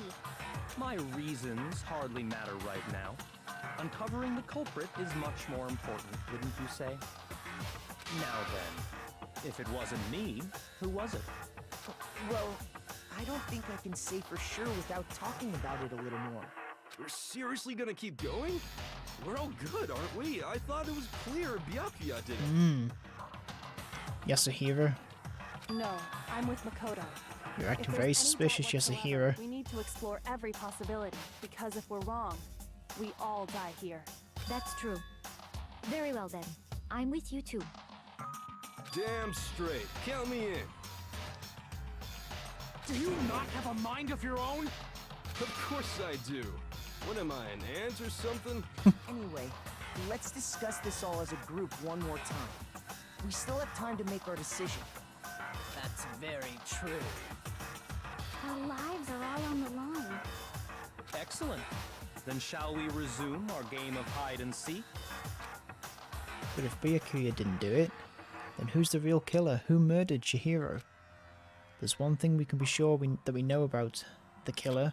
The killer was able to gain access to the real murder scene, which means the killer is a guy. I got it! I got it! Since the crime scene was the boys' locker room, you would need a boys' handbook to get in. Since Leon's handbook is apparently broken, the killer would have had to use their own. In other words, it would have had to be in a guy. But that's still not enough, I need to find more clues. More clues. Celeste's account. Isn't there a single clue that might lead us to who did it? Well, clues are one thing, but did nobody get a look at the killer? I'm sure if someone saw the killer, they would have said something by now. Perhaps someone saw the victim at some point. Even that might be enough for now. Yeah. All we need right now is any kind of new info. It's over. It's all over. You want to know who saw the victim? The killer. And only the killer. Yeah. No, it's wrong. No, it's wrong. I believe someone else did see the victim before he was murdered. What do you think, Celeste? Now that you mention it, yes, I did see him. Huh? Really? Oh, but I suppose only Makoto knows about this. Makoto. The rest of you had no idea, did you? That is why you're all making such ugly noises. Whatever! Just hurry up and tell us! It was last night, right before nighttime. I saw Chihiro in the dormitory warehouse. I saw him stuffing a track jacket into a duffel bag. And then, I assume, he headed off to exercise. A track jacket and a duffel bag? But we didn't find anything like that at the murder scene. It seems likely that the culprit destroyed them to get rid of any evidence. And that is when he said something that struck me as rather odd.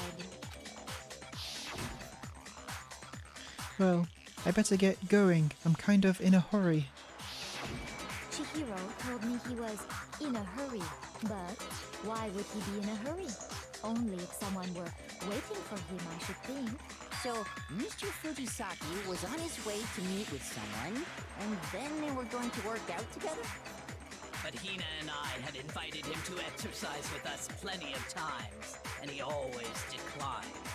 Probably because he was afraid you'd find out the secret he was hiding, right? Which means that conversely, he must have trusted whoever he was meeting with very much. Enough so that he was willing to risk his secret being revealed. Oh, what a marvelous friendship! The point is, whoever he met up with is the culprit, right? So we just gotta figure out who it was. But knowing what we know, I can't even guess. No, you already have what you need to make the connection. Okay. Huh? Huh? You know who the killer is. Seriously? Who is it? Who's the killer? Think back to the track jacket and duffel bag the killer disposed of. Focus on the details of these items, and it should become obvious who was waiting for him. Are you sure about that? You really think we can figure out who did it based on 2 pieces of evidence that we don't have? What? You want to track down some fingerprints or something? Even if we had the equipment for that, we wouldn't know how to use it. As was noted, the evidence is already gone. There's nothing to get fingerprints from. Maybe, but we can make certain inferences if we just take the time to talk it out. Easy for you to say, but fine. Celeste, did you notice anything special about the bag or jacket? The bag was just a normal duffel bag from the warehouse. All the bags in there are the same, so I can't imagine what would make that one special. Well, if I remember right, there was a decent variety of tracksuits to choose from. Do you think there might be some connection between the culprit and Chihiro's jacket? Perhaps. Let's explore that and talk a bit more about the jacket he took. Does Chihiro's track jacket really hold some clue about the killer? Somehow it's really hard to believe.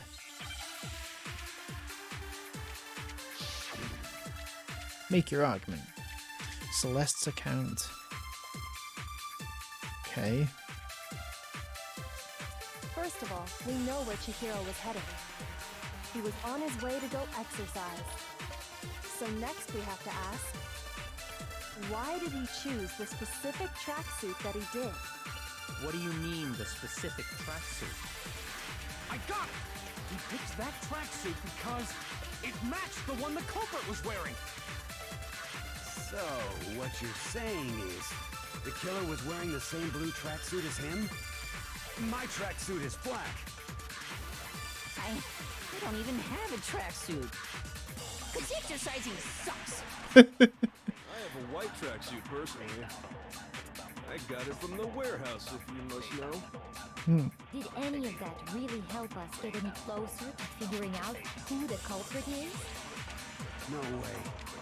Not a chance. Okay. You heard him, right? What he just said without even realizing it? She's right. What he said just now is really odd. How did he know something like that? Let's try again. First of all, we know where Chihiro was headed. He was on his way to go. So next we have to ask, why did he choose the specific tracksuit that... What do you mean, the specific tracksuit? I got it! He picked that tracksuit because... Oh yeah, why? The culprit was wearing. So, what you're saying is, the killer was wearing the same blue tracksuit as him? No, that's wrong. How did you know it was blue? No, it's wrong! Hold on a second, Mondo. What did you just say? Mondo. Huh? What'd I say? When Celeste testified a few minutes ago, she said... I saw him stuffing a track jacket into a duffel bag. And then I assume he headed off to exercise. She never said anything about the jacket's color. So why did you say Chihiro's blue tracksuit? You just... Hey, Celeste. What color was Chihiro's tracksuit? As a matter of fact, it was blue. And before Ladies and gentlemen, we got him. Did you tell anyone that? The only one I told about any of this was you. Then, Mondo, how did you know what color Chihiro's tracksuit was? Because I just... Oh no, Mondo. I'm sure he saw the clothes at some point in the investigation. No, that can't be it. The bag and clothes were surely disposed of by the time we began our investigation. Then the only reason he could have known what color the tracksuit was is if he saw Cherry with it before he died. That's the only possibility. Cherry? Are you talking about Chihiro? So, how about it? Did you see the tracksuit or didn't you? Tongue. Just by chance. I just happened to see it last night. He walked past me, and he was carrying the tracksuit in his hands. No, that can't be it either. According to Celeste's testimony... She stuffed the jacket into her bag in a hurry. It was almost like she was trying to hide it. And just like that, she was gone. When Celeste noticed it, Chihiro made a point of making sure the jacket was completely in the bag. If you just ran into him briefly, you couldn't possibly have seen what color the tracksuit was. It would appear you've dug your own grave. Perhaps. But you handed him the shovel, didn't you? That's why you said what you did. Focus on the tracksuit and it'll be obvious who he met with? What a bunch of nonsense. Ah, now I understand. It was all one big bluff, wasn't it? Your true intention was to draw a slip of the tongue from the culprit. That's why you said you knew who did it, to put them on edge. That's right. However, Mondo was my target all along. I had my suspicions about him from the very beginning. Mondo's my favourite. Why? What made you so suspicious? That's Very disappointing. The way he talked, the way he was acting. Oh. There was a certain turning point that tipped me off. Maybe you didn't notice it, Mondo, but you tend to refer to men and women differently. Oh. You only call guys dude. For girls, it's chick. And after he was killed, you happen to refer to him as dude. Oh. Once I picked up on that, it occurred to me that Mondo knew something we didn't. You noticed such a tiny detail? Are you a witch? She's a witch! You're positively frightful. No, I'm not the frightful one. Not nearly as frightful as someone capable of murdering a friend. Exactly. Mondo, was it really you?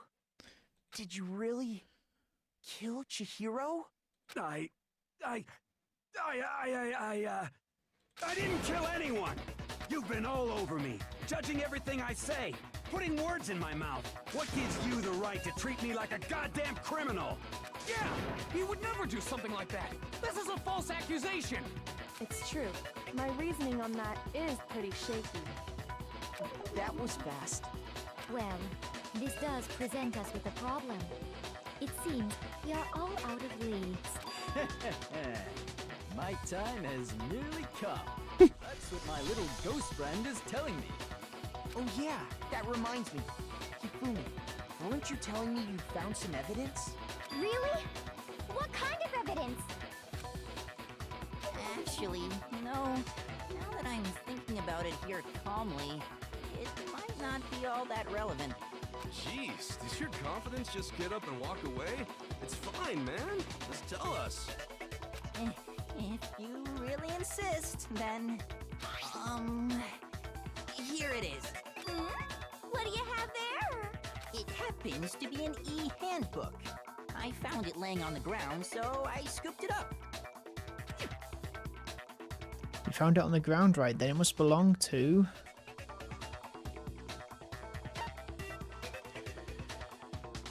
It's Chihiro's? I got it! I got it! We know Chihiro's handbook was missing from the scene of the crime, right? For a fact. For a fact indeed.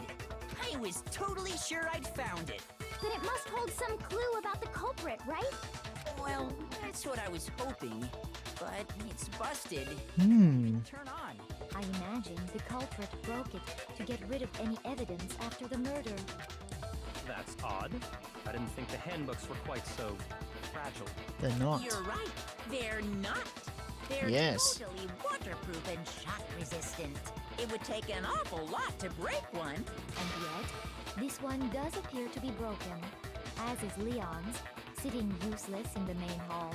For all your confidence, that is a remarkably high failure rate. Do you think there might be some kind of mystery in there somewhere? How precisely did the handbooks get broken? How did the handbook break? There's only one possible explanation. By hacking it, by hitting its weak point. By exploiting a bug. Hitting its weak point? I got it! I got it! You already told us before that the handbook has one weak point, didn't you? Yeah! You remember that? Sure, maybe I let that slip, but I never told anyone what the weak point actually was. But if the handbook is supposed to never break, and two of them broke in quick succession, then we can only assume that someone's figured out its weakness. You know what the weakness is, right, Monokuma? So, what is it? You're asking me? I think it's a necessary piece of information if you He's want all this to be bashful. a fair trial. But if I tell you, and someone else decides to copy it, that would be very not good. Just tell us already. Why would we want to break our own handbooks? Oh well, I have a weakness for pushy demands. But you're sure you won't follow their example? Then allow me to make a special announcement. The weak point of my cutting-edge e-handbook is... when it's exposed to high temperatures for too long, it will suffer a meltdown and totally break! High temperatures. I flippin' knew it! You knew it? Yeah, because I found the handbook laying on the floor of the sauna. Oh. Temperature in the sauna can reach over 200 degrees. Strange how you don't get burnt, huh? It's because as your sweat evaporates, it creates a cooling layer of air around your skin. If the hot air of the sauna were somehow pushed directly onto your skin, you'd definitely get fried. Look at Taco in the background. That layer of air would get blown away. That's why you may feel a burning when you move around. So when you're in a sauna, make sure to keep nice and still. Wow, interesting. I learned one new fact today. That is a mere trifling speck of knowledge. Anyway, if you found the victim's handbook in the sauna, then the killer must have been purposely trying to raise its temperature in order to break it. Meaning the culprit somehow knew its weakness. Yeah. But how'd they find out? Monokuma said he didn't tell anyone, right? Indeed. Quite the mystery. What if they found out by accident? Yeah. What do you mean by accident? What if the killer took their own handbook into the sauna, not knowing its weakness, and it broke? They'd realize it was broken, of course, and it wouldn't be hard to figure out why. And once they had Chihiro's handbook, they knew they had an easy way to dispose of it. I won't say it's not possible, but who would have done something like that? I don't know of anyone who took their handbook into the sauna. I do. I might know someone who did. Whoa! Seriously? I think the one who may have taken their handbook into the sauna was... Who might have brought their handbook into the sauna? That's been one who wore all their clothes into the sauna. It was...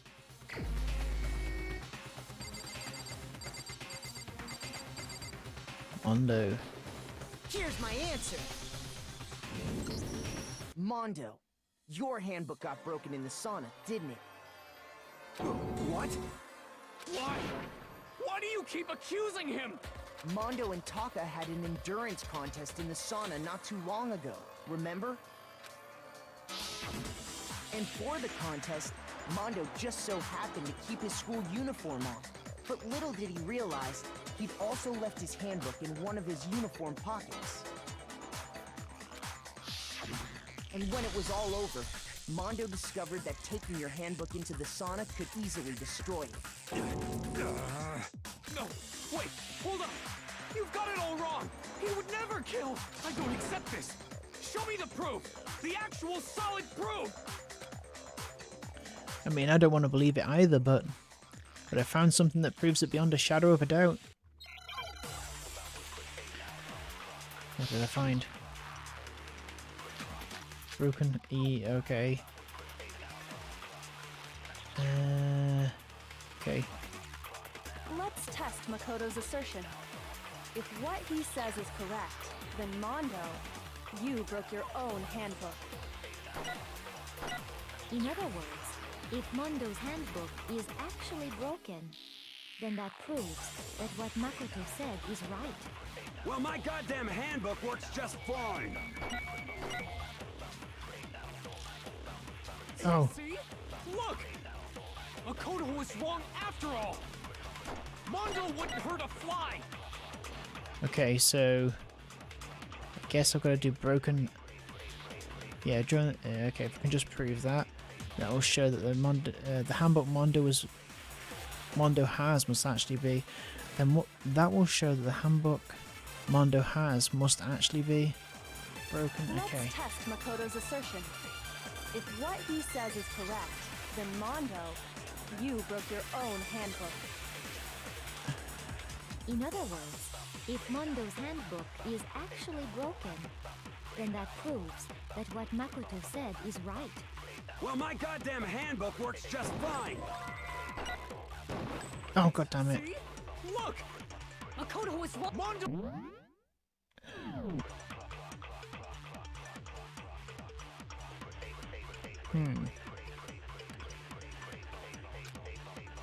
How could we prove that? Let's test Makoto's assertion. If what he says is correct, then Mondo, you broke your own handbook. In other words, if Mondo's handbook is actually broken, then that proves that what Makoto said is right. Well, my goddamn handbook works just fine. No, that's wrong. It's wrong. Is that right? No, it's wrong. Mondo, the handbook you have right now, is it really yours? The fuck is that supposed to mean? The broken handbook that was in the main hall. Isn't that one actually yours? What the heck are you talking about? What I mean is, I think Mondo swapped his handbook out for one that actually works. I think he took Leon's handbook and replaced it with his own. After After all, Monokuma said himself that Leon's handbook never should have broken. That's right! The punishment it suffered wasn't nearly enough to destroy it. So then, the broken handbook in the main hall is actually Mondo's, which would mean that the handbook Mondo has right now is actually Leon's, yes? But doesn't that violate the school regulation that says loaning out your handbook is prohibited? Well, here's how I look at it. There is a rule about loaning your handbook to another student, but if they're dead, they're not a student. It's kind of a gray area, I admit, but no worries. If anything, it just makes things more interesting. As such, I decree that exchanging handbooks with a corpse is not a violation of the rules. Well, Mondo, if I'm wrong about this, you're welcome to say so.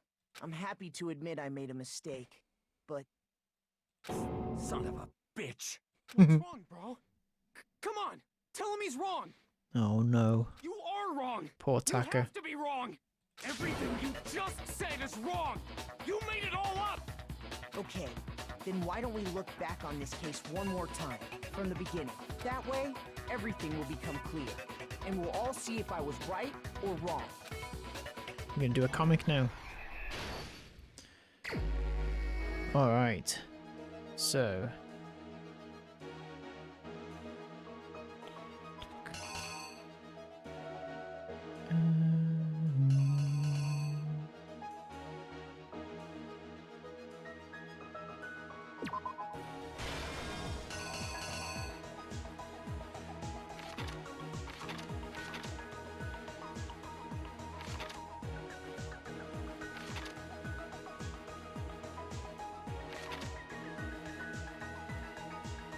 Okay.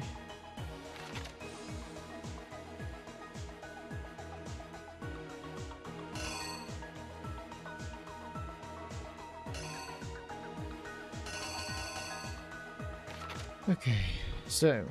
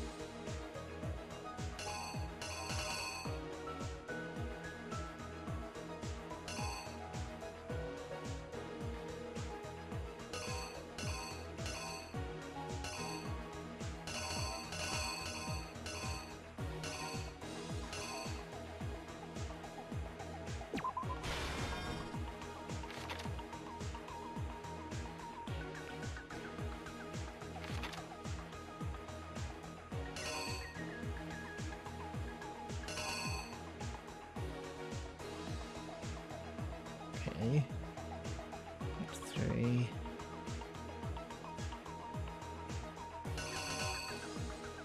This.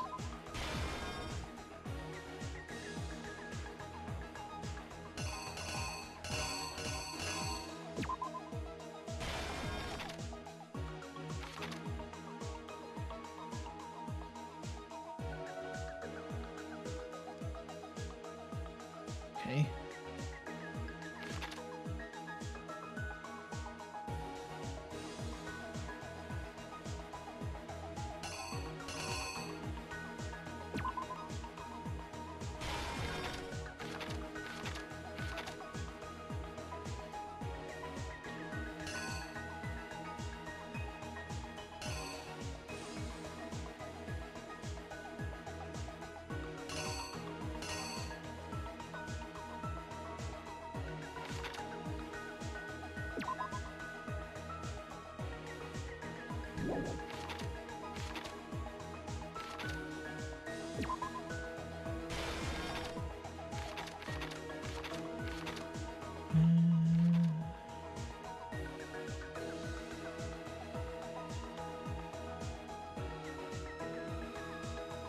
That's literally all I have.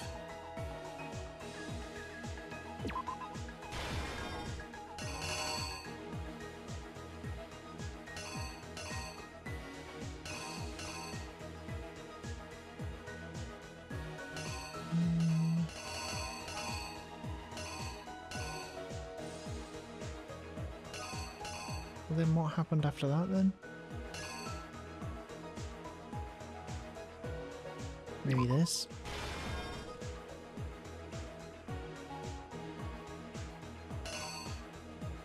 What have I missed out here? Ah. There we go. Here's exactly what happened. First, let's take a look back to before the incident. Last night, Danganronpa. Celeste saw Chihiro in the warehouse, correct? At the time, she was apparently stuffing something into a duffel bag. Oh! Didn't lay out my reasoning right. I need to rearrange the events of the case. God damn it, so that's not right.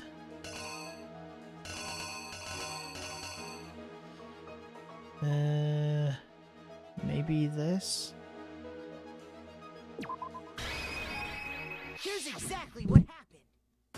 Here's exactly what happened. Let's take a look back to before. Last night, Celeste saw Chihiro in the warehouse, correct? At the time, she was apparently stuffing something into a duffel bag. That something was a blue tracksuit. You can confirm this, right, Celeste?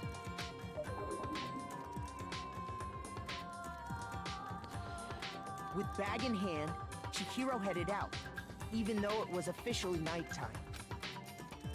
She made her way to the locker room, specifically the boys' locker room. But how could the victim, who was apparently a girl, access the boys' locker room?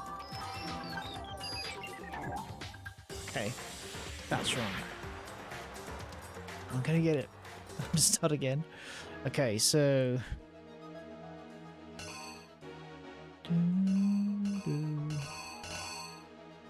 So it's not that. Maybe this? The killer is you! You! With bag in hand, Chihiro headed out, even though Okay. she made it. How could the victim, who was a Bing. Yes. simple, because she was really a he, which is why he was able to use his own e-handbook to gain entrance to the boys' locker room. Once inside, he met with someone there, and the person he met was the one who killed him.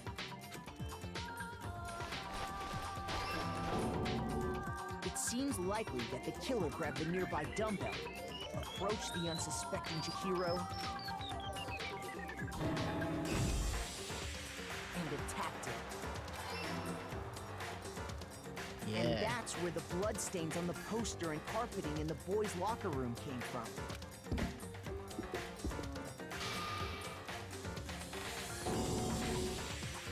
It was likely in the heat of the moment. The body was arranged, but the murder itself felt unplanned. Which is why the killer hurried to try and hide the act. First, pulling up the bloodstained carpet, then removing the bloody poster, and finally carrying the corpse into the girls' locker room. A girl's handbook was necessary to get into the locker room, but this alone doesn't prove that the killer was necessarily a girl. After all, Sayaka and Junko's handbooks had been placed in the main hall. Using one of those, a boy could get into the girls' locker room without much problem. And that's exactly how the killer did it. Yeah. With the carpet and the poster they brought with them, they got to work. They changed the layout of the boys' and girls' locker room in what you might call a crime scene switch. That could have been the end of things, but no. Byakuya discovered the body and decided to intervene in the situation, making things even more complicated. God damn it. Okay. Okay. Act 4.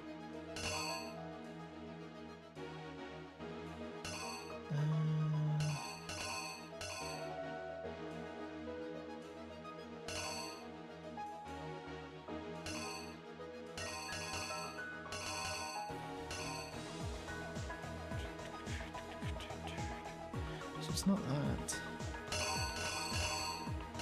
So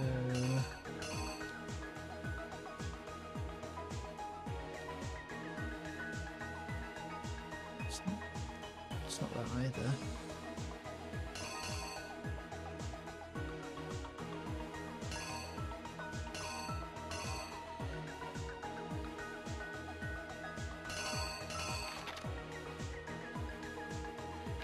It's not that one.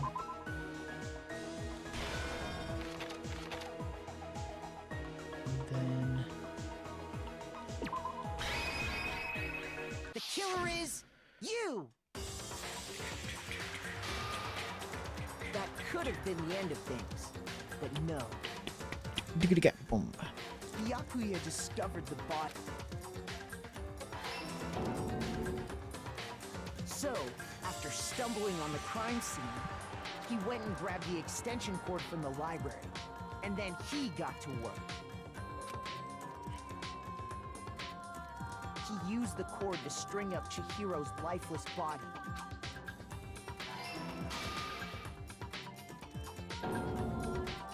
Then, using the victim's own blood, he left a grisly message there at the scene of the crime.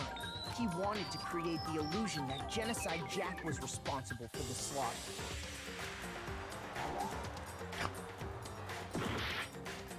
Come on.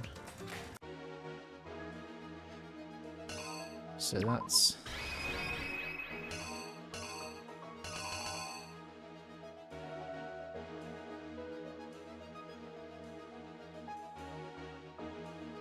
okay. The killer is You. Ugh.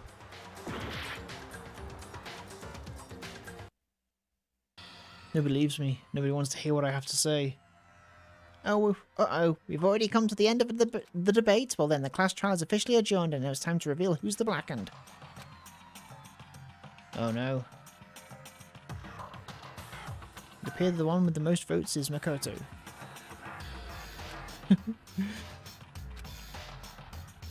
Is this really the... Sure. I refuse to give up yet! Alright.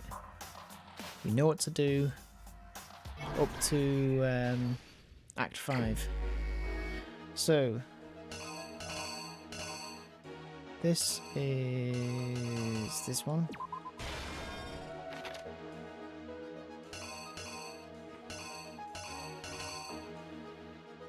In.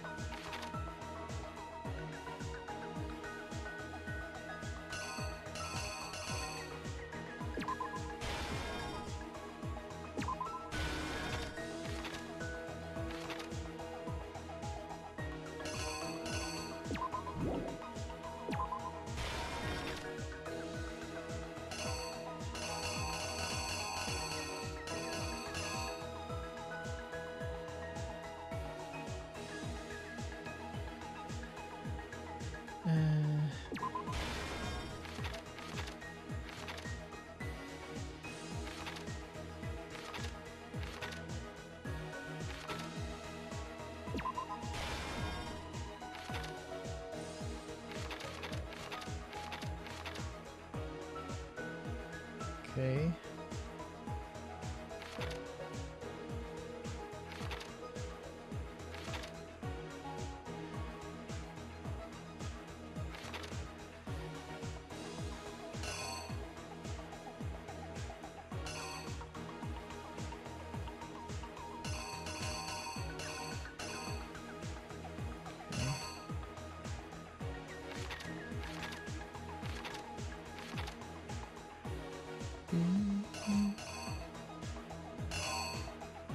Okay, this one.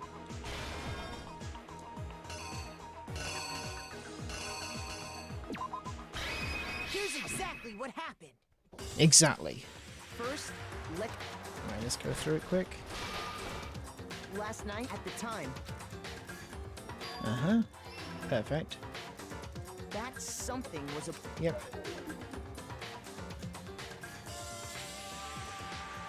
With that, she made her... But how could the victim?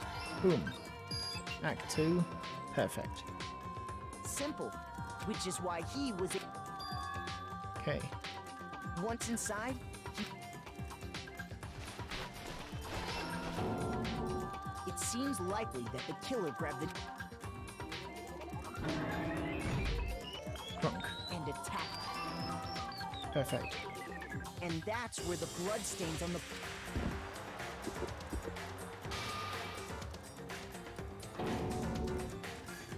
It was likely in the heat of the moment. The body was arranged, but the murder itself felt unplanned. Okay, Act 3. Which is why then... Okay, cool. And finally carrying the corpse, a girl's hand, but this alone doesn't... Beep. After all, using one of those... And that's exactly how the killer did it. With the carpet and the poster, they changed the layout of the boys' and girls' locker room. In what you might... Okay. So this is right so far. Could have been the end of things. Hyakuya discovered the body and decided to...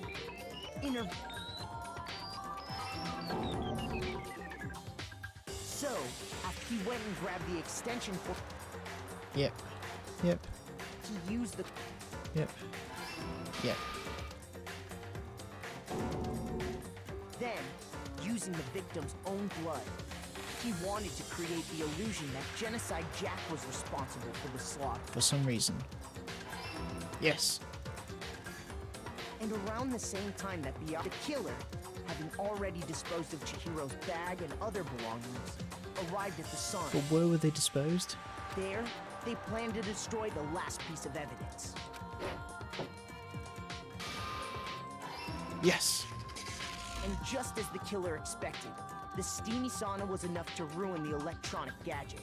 Somehow, the killer knew that the handbook couldn't stand up to the heat of the sauna. And the reason they knew that is because the sauna had already wrecked their own handbook. And that's how it all played out. Mondo. Right, Mondo Orada. Complete. Wait! No, this can't be right. Where's your evidence? Yeah, where's your evidence? You need evidence. You need proof. Without any proof, you can't pin any of this on him. Evidence that Mondo is the killer that already revealed itself earlier in the trial. If I can somehow show where Mondo's handbook is right now, once I do that, everything will become clear. A new element has been added to the bullet time battles. Would you like to hear more? Absolutely. Yes. Fever time and Nega time. During a bullet time battle, if you press the space key, fever time will activate and the tempo will be forced to its max. At this point, even if you push buttons at random, you won't miss. So you can push RMB, LMB, LMB, however you want to destroy their opponent's verbal assault. This only lasts until your focus gauge runs out, so make the best possible use of your time. Of course, it wouldn't be fair if only you got access to special time. So we've also prepared something called Nega time that your opponent can use. If the opponent activates Nega time during the bullet time battle, your tempo marker will disappear, making it quite a bit tougher to hit the buttons in rhythm. If you were to activate fever time at this point, no, never mind. I'm sure nothing would happen. I don't know what I was worried about. Unsurprisingly, if your action difficulty is set to gentle, the opponent won't use Nega time. Well then, good luck and have fun. Okay, was it space I pressed for that? Oh. Show me some evidence. You're wrong. I won't listen. I refute you! False! Show me some evidence. I won't listen! False! I refuse to vote!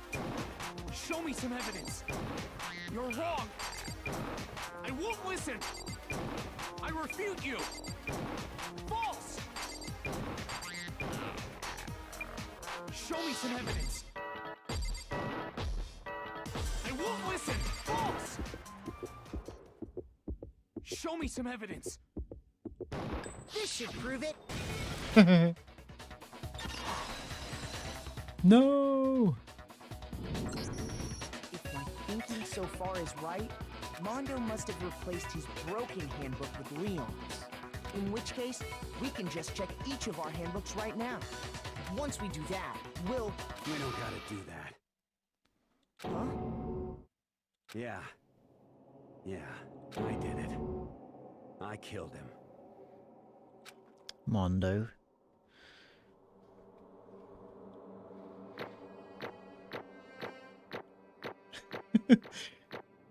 F. Oh no, hey, A. Nice. I get 84 medals. Bro, what are you saying? I got no choice, man. After hearing all that, I gotta just... give up. Go ahead, Monokuma. Get it over with. Ask for the goddamn verdict. Roger that. Wait! Hold on! No waiting, no holding on. Time for the moment we've all been waiting for. Grab your lever and give it a yank! Who will you elect as the Blackened this time around? Wonder what Mondo's secret was. Will you make the right choice or the dreadfully wrong one? What's it gonna be? What's it gonna be?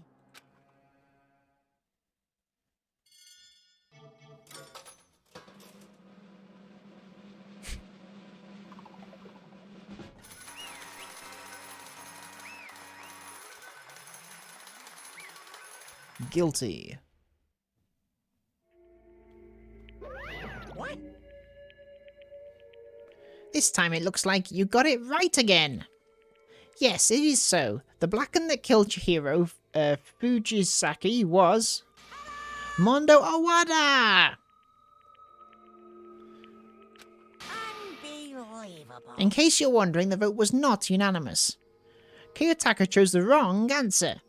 You're treading very close to the danger zone, Mr. Ishimaru. You need to be more careful. I refuse to believe it. There's no way he would kill someone. Sorry. What is this? Why are you apologizing? Why? Why? Why? Why did you do it? Now then. Well, it looks like Mondo's taken a vow of silence, so allow me to explain on his behalf. Actually... The story of the murder this time is the sad story of two men. But for anyone who doesn't really want to hear it, you can hit the control key to fast forward the text. Why would you do that? Anyway, there was once a young boy, and his name was Chihiro Fujisaki. He had an extremely inferiority complex regarding his own lack of strength. You're so weak, even though you're a boy. He'd heard things like this as long as he could remember, and he couldn't overcome his weakness. On the contrary, he tried to hide and bury himself further and further into that weakness, to take on the fragile form of a petite young girl. He had chosen that as his way out. Now nobody will be able to say anything about even though you're a boy. But no matter how tightly he wrapped himself up in that shell, the inferiority complex had already taken root deep inside of him and was not so easily weeded out. As it turned out, the shell was completely empty. The complex didn't disappear, instead it only grew stronger and stronger. I'm weak. Weak. Oh. Weak. Once the killing game had begun here at the school, he had no choice but to accept this fate. After all, this world is the survival of the fittest. If you're not strong, you don't survive. And then the lovely and hateful Munakoma announced the revealing of the embarrassing secrets, which of course included Chihiro's embarrassing secret, which I was more than willing to divulge. Even though he dresses like a girl, Chihiro is actually a boy. And that was something Chihiro couldn't let anyone find out, no matter the cost. If that was revealed, it would be the end. The hardened shell would crack, the armor would fall away. Without a doubt, those around him would torture him more than ever before. Everyone figured being thrust into such a dilemma must have sent him spiraling into despair. And yet... I'm sorry. I don't really want to talk about it right now. But... I also don't want to leave things the way they are, so maybe I can talk about it later. After I try my best to become strong, then I can tell everyone.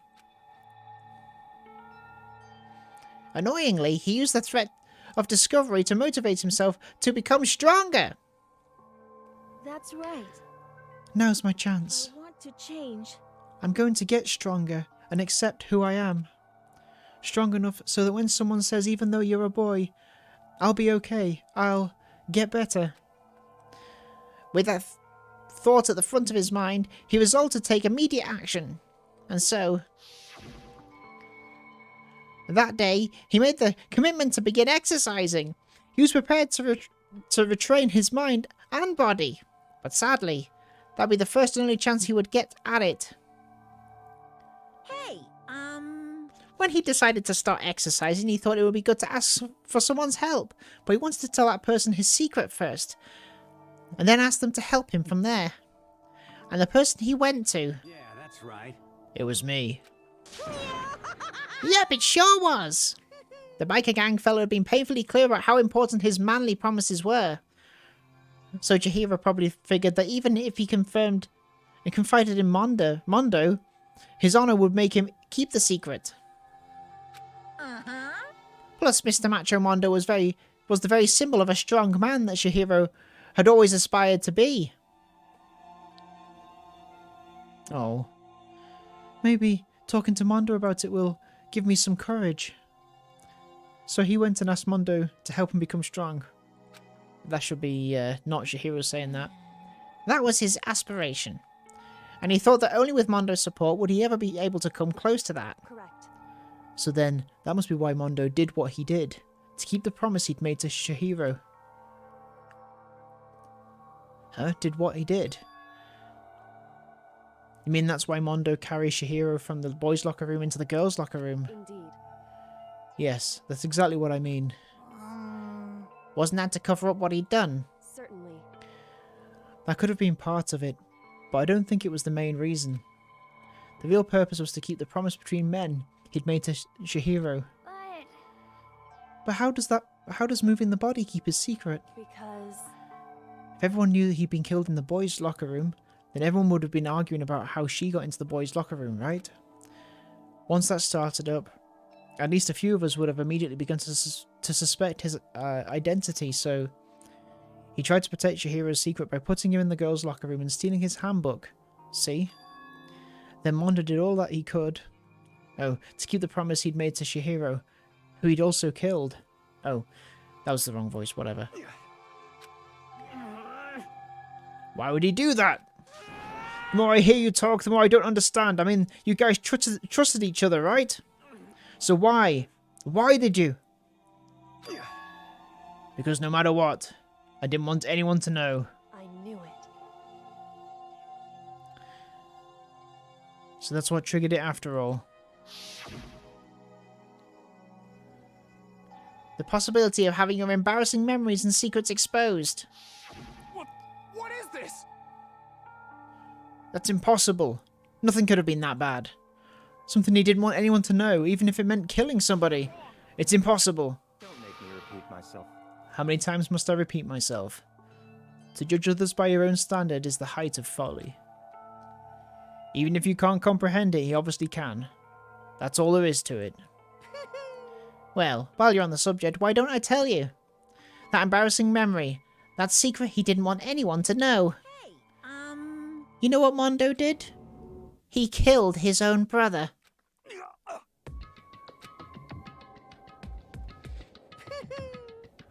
Mondo, the ultimate biker gang leader, makes all the hoodlums and riffraff across the country tremble. But the only reason he had the chance to join a gang in the first place was because of a certain someone. Mondo's older brother, his name was Daya Owada. Mondo had nothing but respect for him. It was because of Daya that Mondo ever got on a motorcycle. He wiggled around like that. Mondo's brother was his only family growing up. He was the only one Mondo could trust or respect. He wanted to measure up to his big brother, so he imitated him in everything he did. Mondo was the epitome of the starry-eyed kid brother. Meanwhile, the charismatic older brother had put together a local motorcycle gang. And before anyone knew it, it had grown into the biggest biker gang in the country. Daya, the older brother, number one in the gang, and his number two, his younger brother Mondo. In the beginning, everything was peaches and gravy. But when Mondo started to think about how he would have to take over the gang from his brother someday, his brother's greatness, his reputation began to gnaw on Mondo's very soul. The kid's going to take over for Daya, huh? Daya created this gang with his bare hands. Mondo's just along for the ride. Can someone like that really be our leader? All that'll do is make the gang look bad. Almost every day, Mondo heard the gossip and whispers of the other members of the gang, which is why... I gotta get stronger. Stronger than Daya. Once. Just one time. No matter what, I gotta win. Don't fuck with me. I don't care what it takes. I gotta come out on top. And on the night of this amazing brother's retirement ceremony, Mondo challenged him to a street race. But during the race, tragedy struck. The kid brother pushed ahead with reckless abandon, eager for victory, and dashed into oncoming traffic. But suddenly... Oh dear. Mondo, you fool!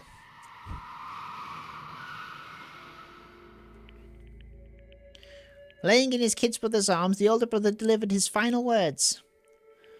My bad, kid. I fucked up, sorry.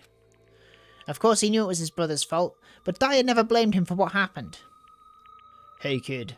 The rest is up to you. No matter what, you gotta keep the gang together. 'Cause it's the team. You and me put together. It's a promise between men. He decided to hide the truth of what happened from everyone else in the gang, in order to keep the gang together and keep the promise to his brother. He'd never admit to anyone that it was his own weakness that had caused the accident, and as a result, the team was made even stronger under the banner of the kid who bested his big brother. Daya was going to lose to his kid brother, so he got stupid and got himself killed. That became the explanation for what happened. Mondo's lie became the truth. He wanted to lead the team so bad he was willing to tell all kinds of lies about his brother.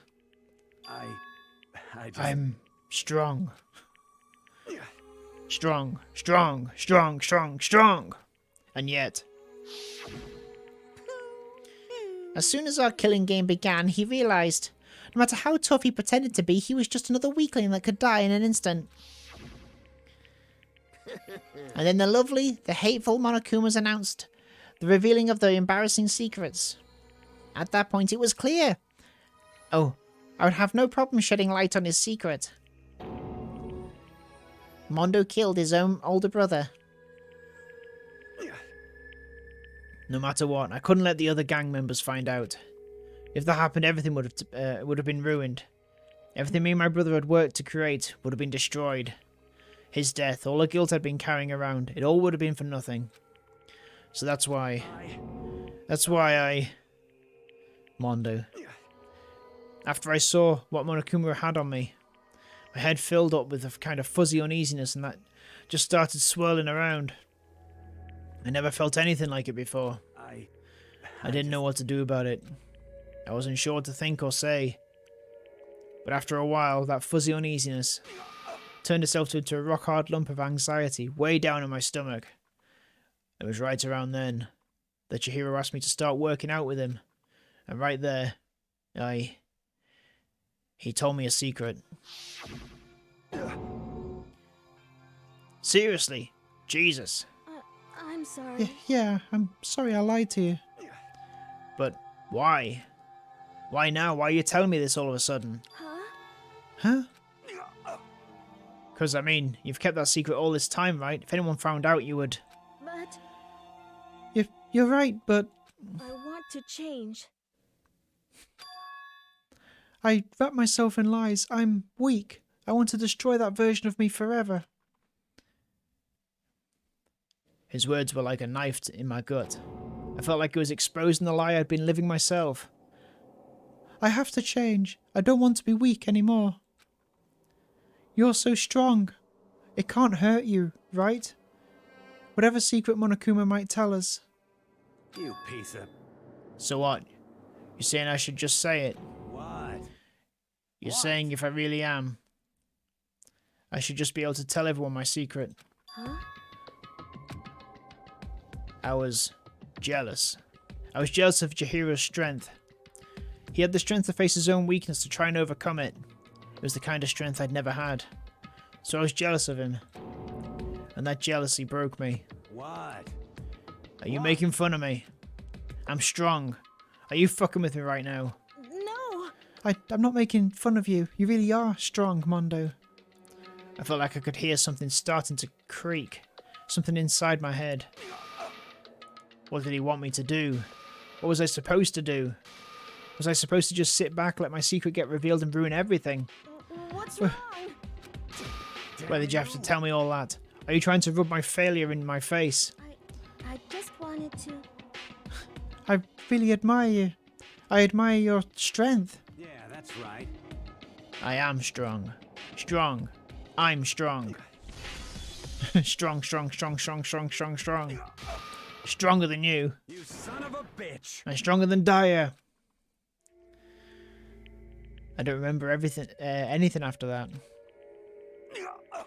When I woke up again, he was laying at my feet, covered in blood. I had the dumbbell in my hand and I was just staring at him, down on the ground. Hey. I killed him. I killed Chihiro. Even after all this time, I'm still just as weak as I've always been. And thanks to that, I did something I can never take back. Mondo. He was normally so aggressive, so angry. He hid that weak side away from everyone. That was his secret. A weakness like that lived in a heart like his, and it turned him cold-blooded. God damn it. Look at him! You see? You're all just like him!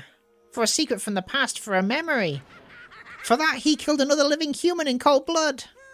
He couldn't cut free of his regrets from the outside world. He doesn't know what true strength is. Do you see hope anywhere in there? 'Cause I sure don't. You bastard. Just shut up, you son of a bitch. Go ahead and say that again, I dare you. Okay, I'll say it as many times as I want. Is what I want to say, but...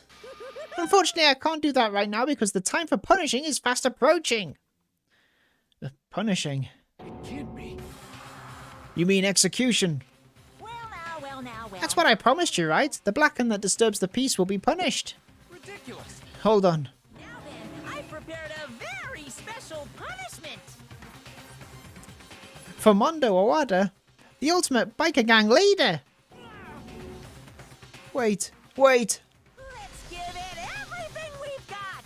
It's punishment time. I said wait!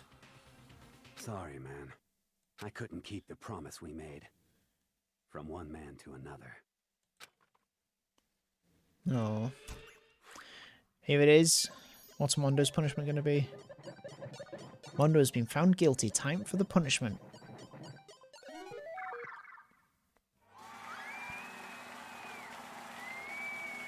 Is he going to be run over by a load of bikes?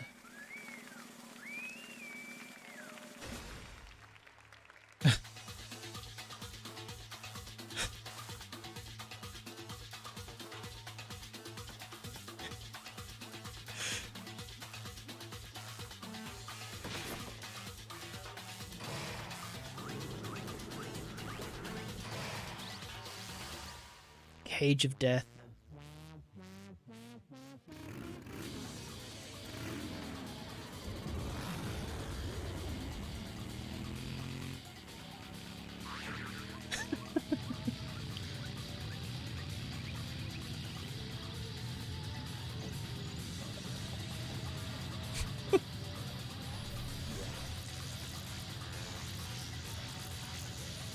Not sure how this would kill you.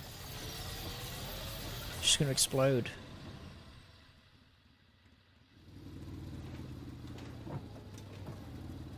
Just the force of it. He's not there.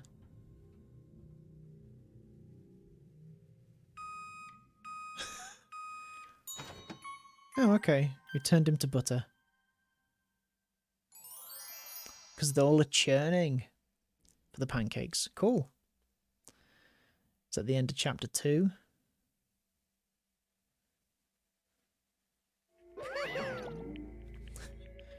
Laugh at death and your soul forever be at peace. It can't be. My brother. Another murder and another execution. I want to feel again. Everyone's lives are taken so lightly here. I feel like I might be going mad. Maybe I'll just let it happen. Jesus.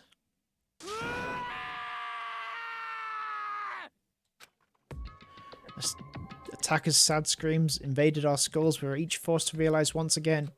But he, of course, he had to. What a disappointment. This is the end of the game. But Yakuya, What is this? you're completely insane, you know that. A game! One of our friends is dead, do you realise that? Naturally. Of course I do, because this game is life or death. Hey, I don't have anything to say to you, I don't have a response except that however, I just don't understand why. Why did you go out of your way to disguise Mondo's crime? What? Why? Isn't it obvious? Because it made things more interesting. His voice was calm, emotionless, like the voice of death. It chilled me to the bone. Last night when the murder took place, I was in the library as usual. Honestly. So he ignored the nighttime rule too. That rule never mattered to me, I don't recall agreeing to it. There is nothing to be done. Well, I don't particularly care, please continue. The night grew late and I decided to return to my room, which is when I stumbled upon him. I spotted Mondo coming out of the girls' locker room. After he'd gone, I looked inside and saw the corpse. You mean you actually witnessed the murder? He was such a fool. He didn't have the slightest idea that I'd seen him. Well, So, you're saying you knew who the culprit was from the very beginning? That's right. Indeed. But if that had been the end of it, how boring would that have been? I mean, what a waste of time to have the answer revealed right at the beginning. Which is why I decided to lend a little helping hand. I thought it would liven things up. You did all that to liven things up. I see. So after hearing about Genocide Jack from Toko, you decided to use that to create the fake murder scene. But damn, man, if we hadn't figured out who'd really done it, you would have been dead too, right? Well, obviously I would have revealed the truth before it reached that point, of course. Byakuya turned and looked at me in the eye. I could feel his sharp eyes piercing into mine. Thanks to a certain remarkable someone, it never did, and I was able to perform an interesting experiment. Interesting. Once I do decide to become blackened, I now know who I'll have to watch out for. Whoa. Correct. So that was your reason. Are you satisfied? Indeed. Yes, we're done listening to your story. Moving on. Hey, There's something I'd like to ask Monokuma. What's this? Oh, I'm up next. You like to perform these elaborate executions each time, correct? My question is why? Oh, do you like them? But you know this punishment, this despair, it's not just for you. All this punishment, all this despair is my gift to mankind itself. You're over-exaggerating. I'm not over-exaggerating. These punishments are meant to transform all hope to despair. What do you mean? Mean? Mean? Mean. Mean. Good grief, I don't understand why you have to pick apart every little stupid thing. Whatever, it doesn't matter. In the end, I'm going to stand alone as the victor, and then everything will be revealed to me. Ah, the noble son of the noble family. Truly, you understand me. I think this is the start of a terrifying friendship. That's enough. Shut up. I would never stoop to the level of a childish criminal like you. Let me just say this. After I've achieved complete victory, you're up next. I'm going to find you and kill you. Understand? In the name of my family. In the name of the Togami family, for which victory is a foregone conclusion. You're getting all riled up. Oh, so cool. It's like you're the main character of a video game or something. No trash mob for you. I swear, whatever it takes, I will kill you. Temper, temper. Sounds like someone needs a nap.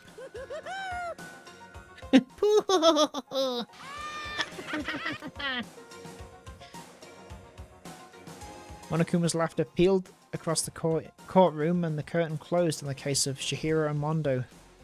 But I knew that wasn't the end. The killing game would still continue, because the mastermind wouldn't let it end. For those of us who were still alive, our worst fear and despair kept on multiplying.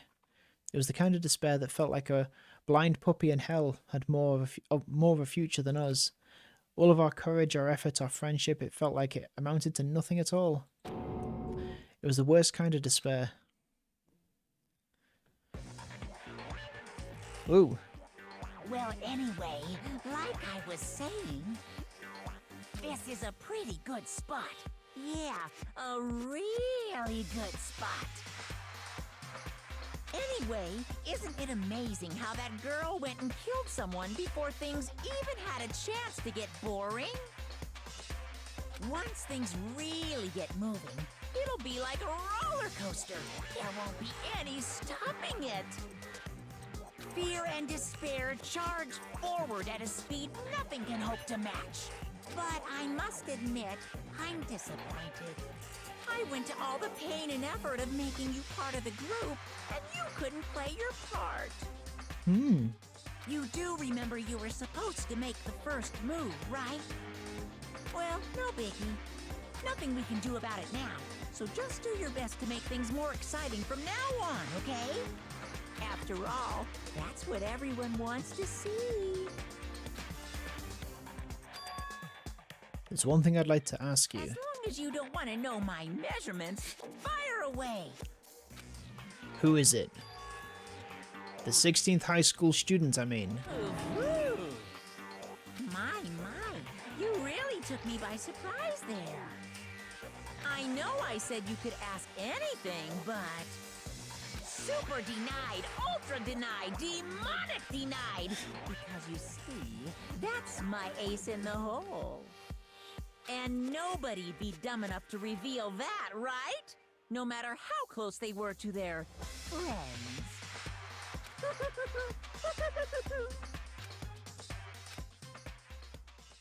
Whoa, interesting. Boy's Life of Despair. The end.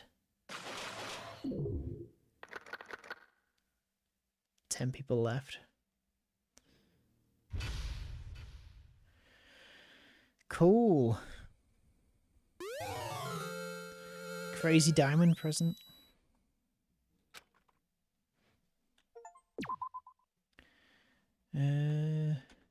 Great, well, thank you for watching. What's going to happen next? Well, we'll find out next time on Borderline Games. Bye bye, everybody.